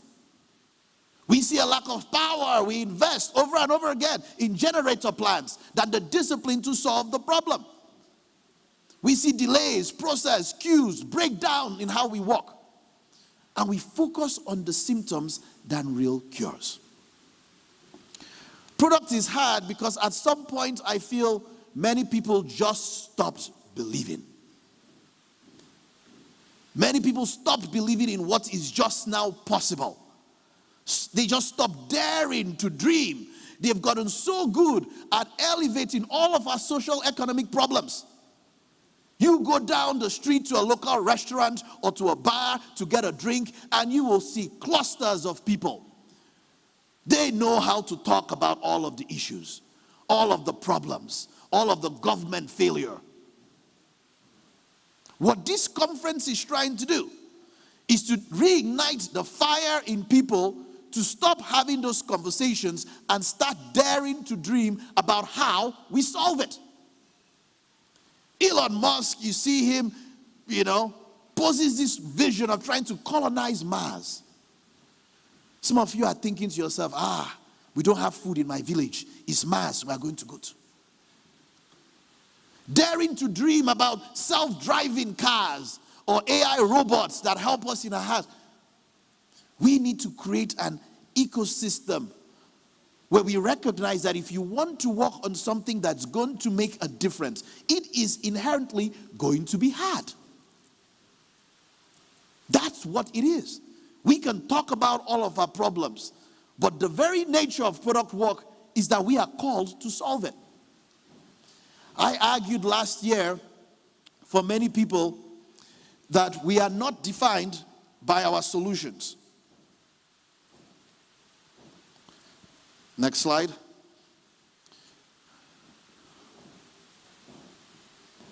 Right? We are not defined by our problems. We are not defined by all of the issues that we see every day. We are defined by our people. We are defined by our creativity, by our grit. Africa is the continent of, despite all of this, look at what we did. Not because of this, this is what we did. Africa is the place of the impossible still happens. My father used to say Nigeria is the place where the best doesn't seem to happen, but the worst also does not seem to quite happen. I tell people all the time, product is hard because in some ways we are just not prepared for it. I will argue from anyone here, I don't think there's anyone in this room that has a degree in product management. Is there anyone that went to school for product management? That has a master's degree in one of those things? Or I don't. The best product people I have met in the world, they have learned from great product leaders. Or they have learned through a series of massive failures. Or for some, they've done both. The number one career path in Silicon Valley to becoming a CEO, to becoming a founder or a co-founder of a company is a product manager. You know, this is why companies like Google or Instacart or Atlassian, they invest 2 years in an apprenticeship program, an associate product management program to train and equip a whole generation of product managers because they believe the importance of this discipline in solving problems. If you cannot see the product manager as the next executive, the next CEO of your company, you probably don't have the right person. That's the standard for what it is, because they recognize that solving a problem is hard. You need an entrepreneurial spirit to go through grit and perseverance. But my friends, I want to be clear about why I am doing this work. Is to make product just a little bit easier. And product is going to be easier because of what Chidi came up here to talk about. The Product Leadership Accelerator. We are investing in creating a program just like Google does in Africa for Africa, to pick people that are courageous enough to want to be the leaders in there, to train and equip them, place them in companies to do so. Chidi, where are you? Stand up. Stand up. Let's put our hands together for Chidi and his work in here. Product is a little easier because of the PLA. Product is a little easier because of the foundation that we launched. We are focused heavily in enabling the use of technology to solve problems. We are talking about educational programs, training programs to equip people on how to use technology for good. Rebecca King does a lot of work driving that way. Is Rebecca? Are you here with us? Rebecca, stand up. Let's put our hands together for Rebecca. Product is a little easier because of the Innovate Africa Foundation today. Product is a little easier because of Work Nigeria. We are set out with a big, bold vision. We want to put 1 million Nigerians back to work every year. What does that mean? My goodness, why are we daring to dream that big? This means we've got to create jobs.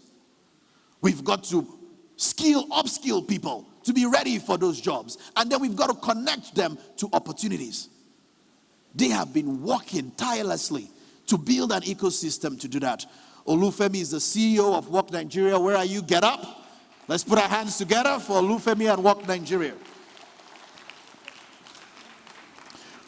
Product is a little easier because of the Innovate Africa Fund. And I loved how Kristen framed that. Success for us is not $1 billion valuation. Success for us is 1 billion lives changed. We believe in the impact work, not in the glory of how much valuation we've raised all around Africa, but we are still struggling in problems. That's courage. To build a fund centered around solving hard problems and creating cures. Kristen Wilson is the managing partner of Innovate Fund. Let's put our hands together. She is making products easier. Product is easier because of all the companies that were courageous enough to hear our plea when we said we should bring the community together in Africa. We should try to work to enable them to do better at what they did. And they say, you know what? We will partner with you.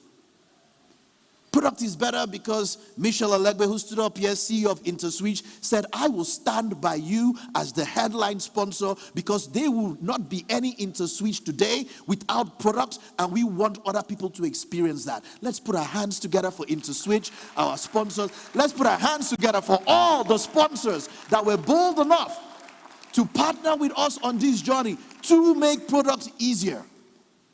Product is easier because of all the people that make a conference like this happen.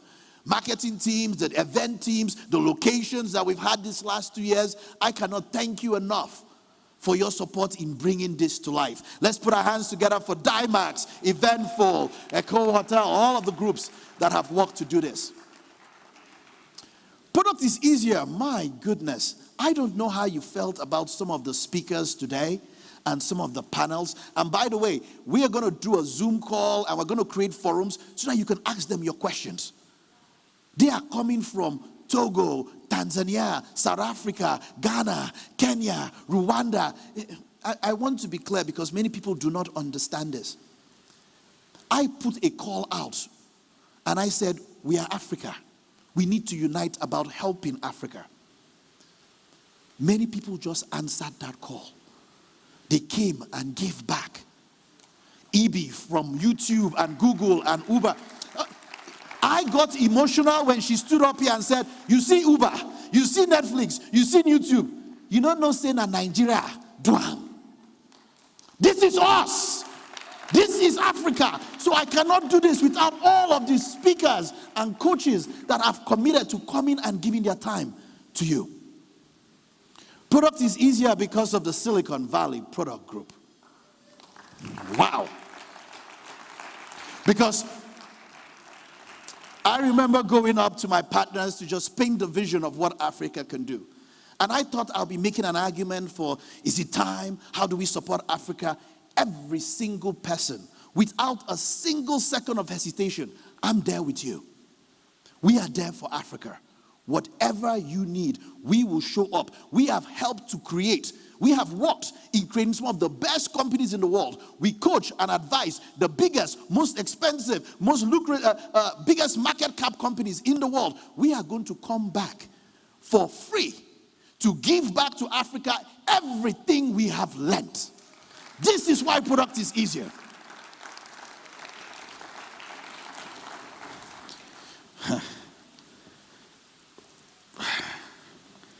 Product is easier because of this guy called Matty Kagan. You know, to meet somebody that has dedicated 40 years of his life to make this job easier for other people, to pave the way, to speak boldly where other people are confused. You know, somebody introduced me at a conference once, was trying to describe SVPG. And he said, you know, there is a place that experts need to go and learn.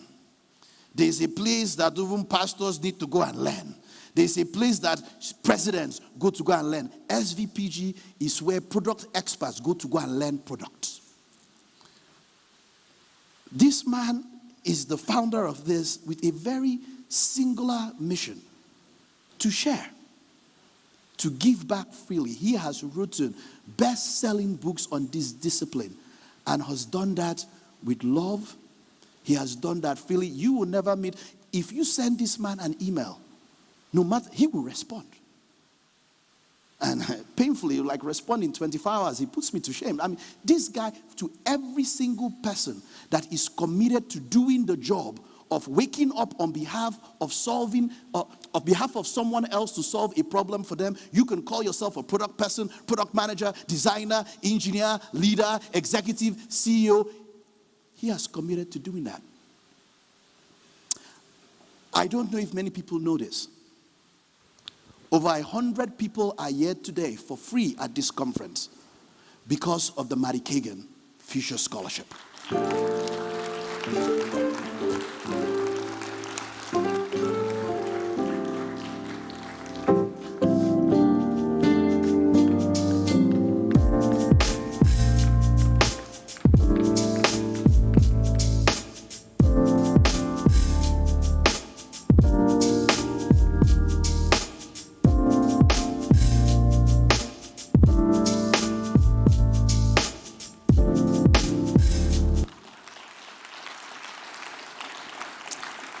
Mari, I know you don't like this, but I'm going to ask you to come up here for just a minute.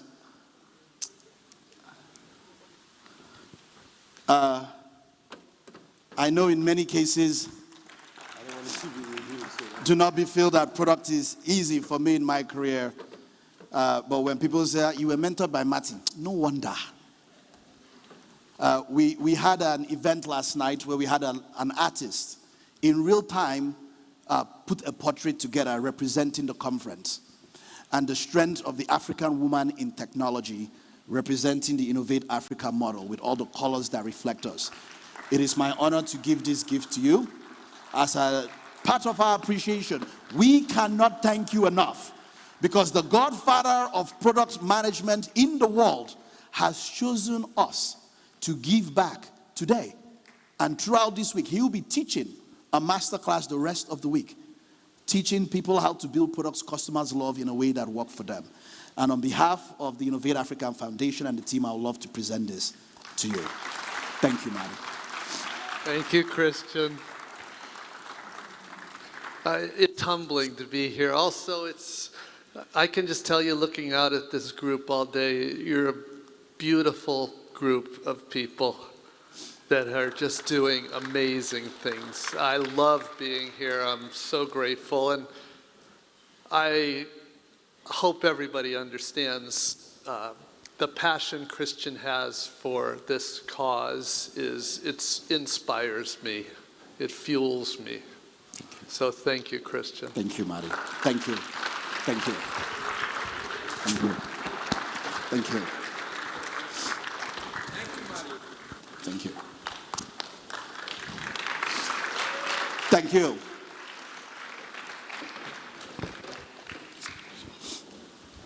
Now, let's go to the next slide. When I started this conference, I went back. You know, my Yahoo mail is full of spam. But I said, I remember that boy, Michael, from 20 years ago. And I went and said, let me find his email. I said, I emailed Michael just to see if he'll respond. It was just a random thought because I just remembered that story. And Michael said, sir, I'm still here. How are you? So I said, you're in Lagos. He said, sir, if you come to Lagos, please come. I'm in Computer Village. So I went to Computer Village. Michael has opened 2 stores in Computer Village, small shops. One repairs computers, the other sells many computers. And I said, Michael, that Yahoo scam you were doing must have been good, oh. You know? He said, no, sir, I don't do it, oh. I said, what happened? He said, well, my uncle that taught me, you know, he died very early, and, you know, the boys that were doing it, some of them went to jail and things, and, you know, and sir, I still remember that $5 you gave me. He says, sir, people don't understand. Back then, anybody that looks at me, all they see is a fraudster, a scam star somewhere, and sir, you saw something different in me. And so as you see this, my store here, I still remember that story. I am telling my children that story. That story did something to my spirit because I am thinking about all the Michaels out there, the young kids that don't have an example of good leadership, that don't have access to technology, that don't have a better way for them to apply their skills, their talent, their expertise to doing good in the world. Last year's conference, we had Rachel and Welt with us. Welt was 11 last year. I think she's 12 now. And Rachel. These were 2 young girls sitting and learning and watching people like Abby and Gabi and people that are building great products in the world, looking at models of women in technology, changing lives, using and applying their talents for good. And I tell you, my friends, this is why we do this. Because we need to give them better access, better examples of good work. Do not be fooled by why I'm passionate about this. Because I will not stand idly while there are thousands of Michaels in the world that just could make a little shift from identifying themselves as that Nigerian prince or scammer in the world, but being the next Mark Zuckerberg, the next Bill Gates, the next Elon Musk. It is here, and it is here in this room. Product is better because of you. This is a gathering of great minds today. Product leaders, entrepreneurs, managers, founders from all across Africa. It's better because of my parents who are here today, Kenneth and Bridget Tidiori.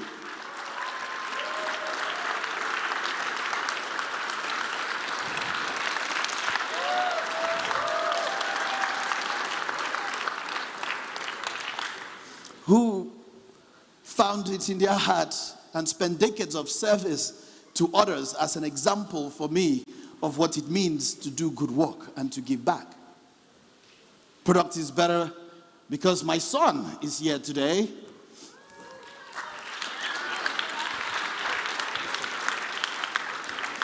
Who I have to model out what it means to be disciplined, to do good work and make a difference in the world.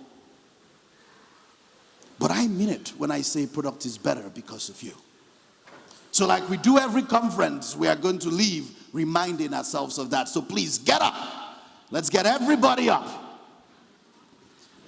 I want you to look at somebody on your table and tell them, product is better because of you.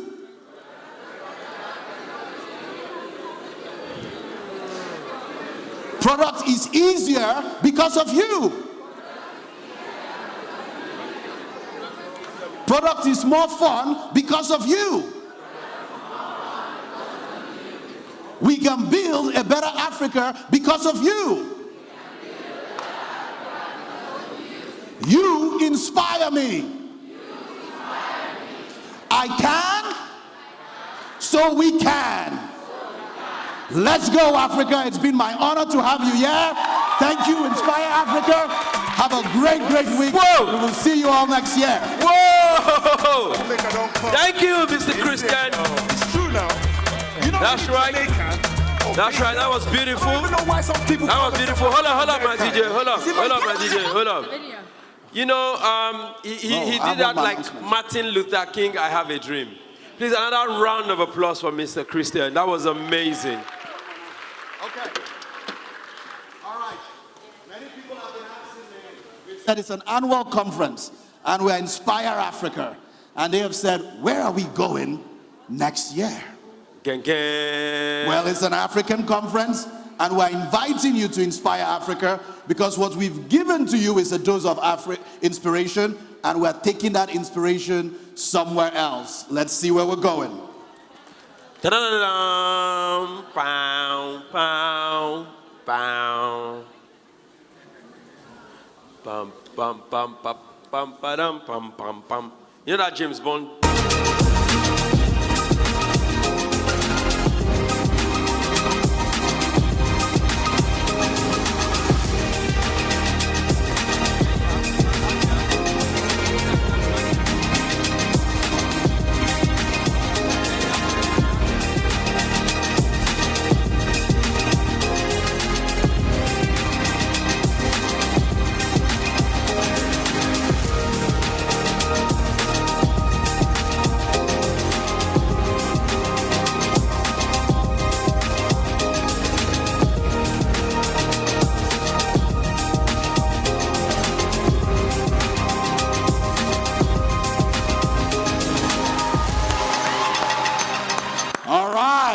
We will see you all in Kigali, Rwanda, October 12th to 18th, 2025. Nigeria, represent, visa is free now. Sure. We are coming to East Africa, and we're not forgetting you. Let's bring the party there. Thank you all again. Thank you. Thank you. One thing I especially love when Mr. Christian was speaking was how sometimes we don't fix the problem, we try to go around it, especially when our government don't, there's flood, they just share rice. Any little thing, okay, wait. Take rice. Ladies and gentlemen, you've been amazing. 2 more days, and I mean, you get the best out of this conference. We want to thank you one more time. Thank you all for being an amazing audience. Thank you for giving me the privilege to be your host again. I will go, don't worry. This song is for you, ladies and gentlemen, as you head back home. Remember, we are all Africans and we do the great work to move this continent forward. Troublemaker don't come. Is it though? It's true now. You're not really Jamaican or Bayesian. I don't even know why some people call themselves African American. It's either you're one or the other. I'm from London. Stop for me. You're not English. Well, even if you're from Dominican Republic, somebody brought you there. As long as you got black in your skin, say it loud, say it proud. You are Africans. We are Africans. Louder. We are Africans. Louder. We are Africans. Come on, Africans. Yeah. We are Africans. I can't hear you. We are Africans. Louder. We are Africans. Come on, Africans. This song's for anyone with a lot of melanin. Black people got the animal adrenaline, and we move with the speed of a javelin. We're the ones that get the people bubbling. The heart beats like an African drum. We got rhythm from when we're born. It's not what you're wise about where you're from. Stop acting dumb when you're gonna learn. If you look back in history, you will find many just like me. Sold for money through slavery, taken to a place in the Caribbean seas. The game is to conquer, divide and rule, and make us feel black and beautiful. We read the books, we know the truth. Anybody black comes from the same roots. We are Africans. Louder.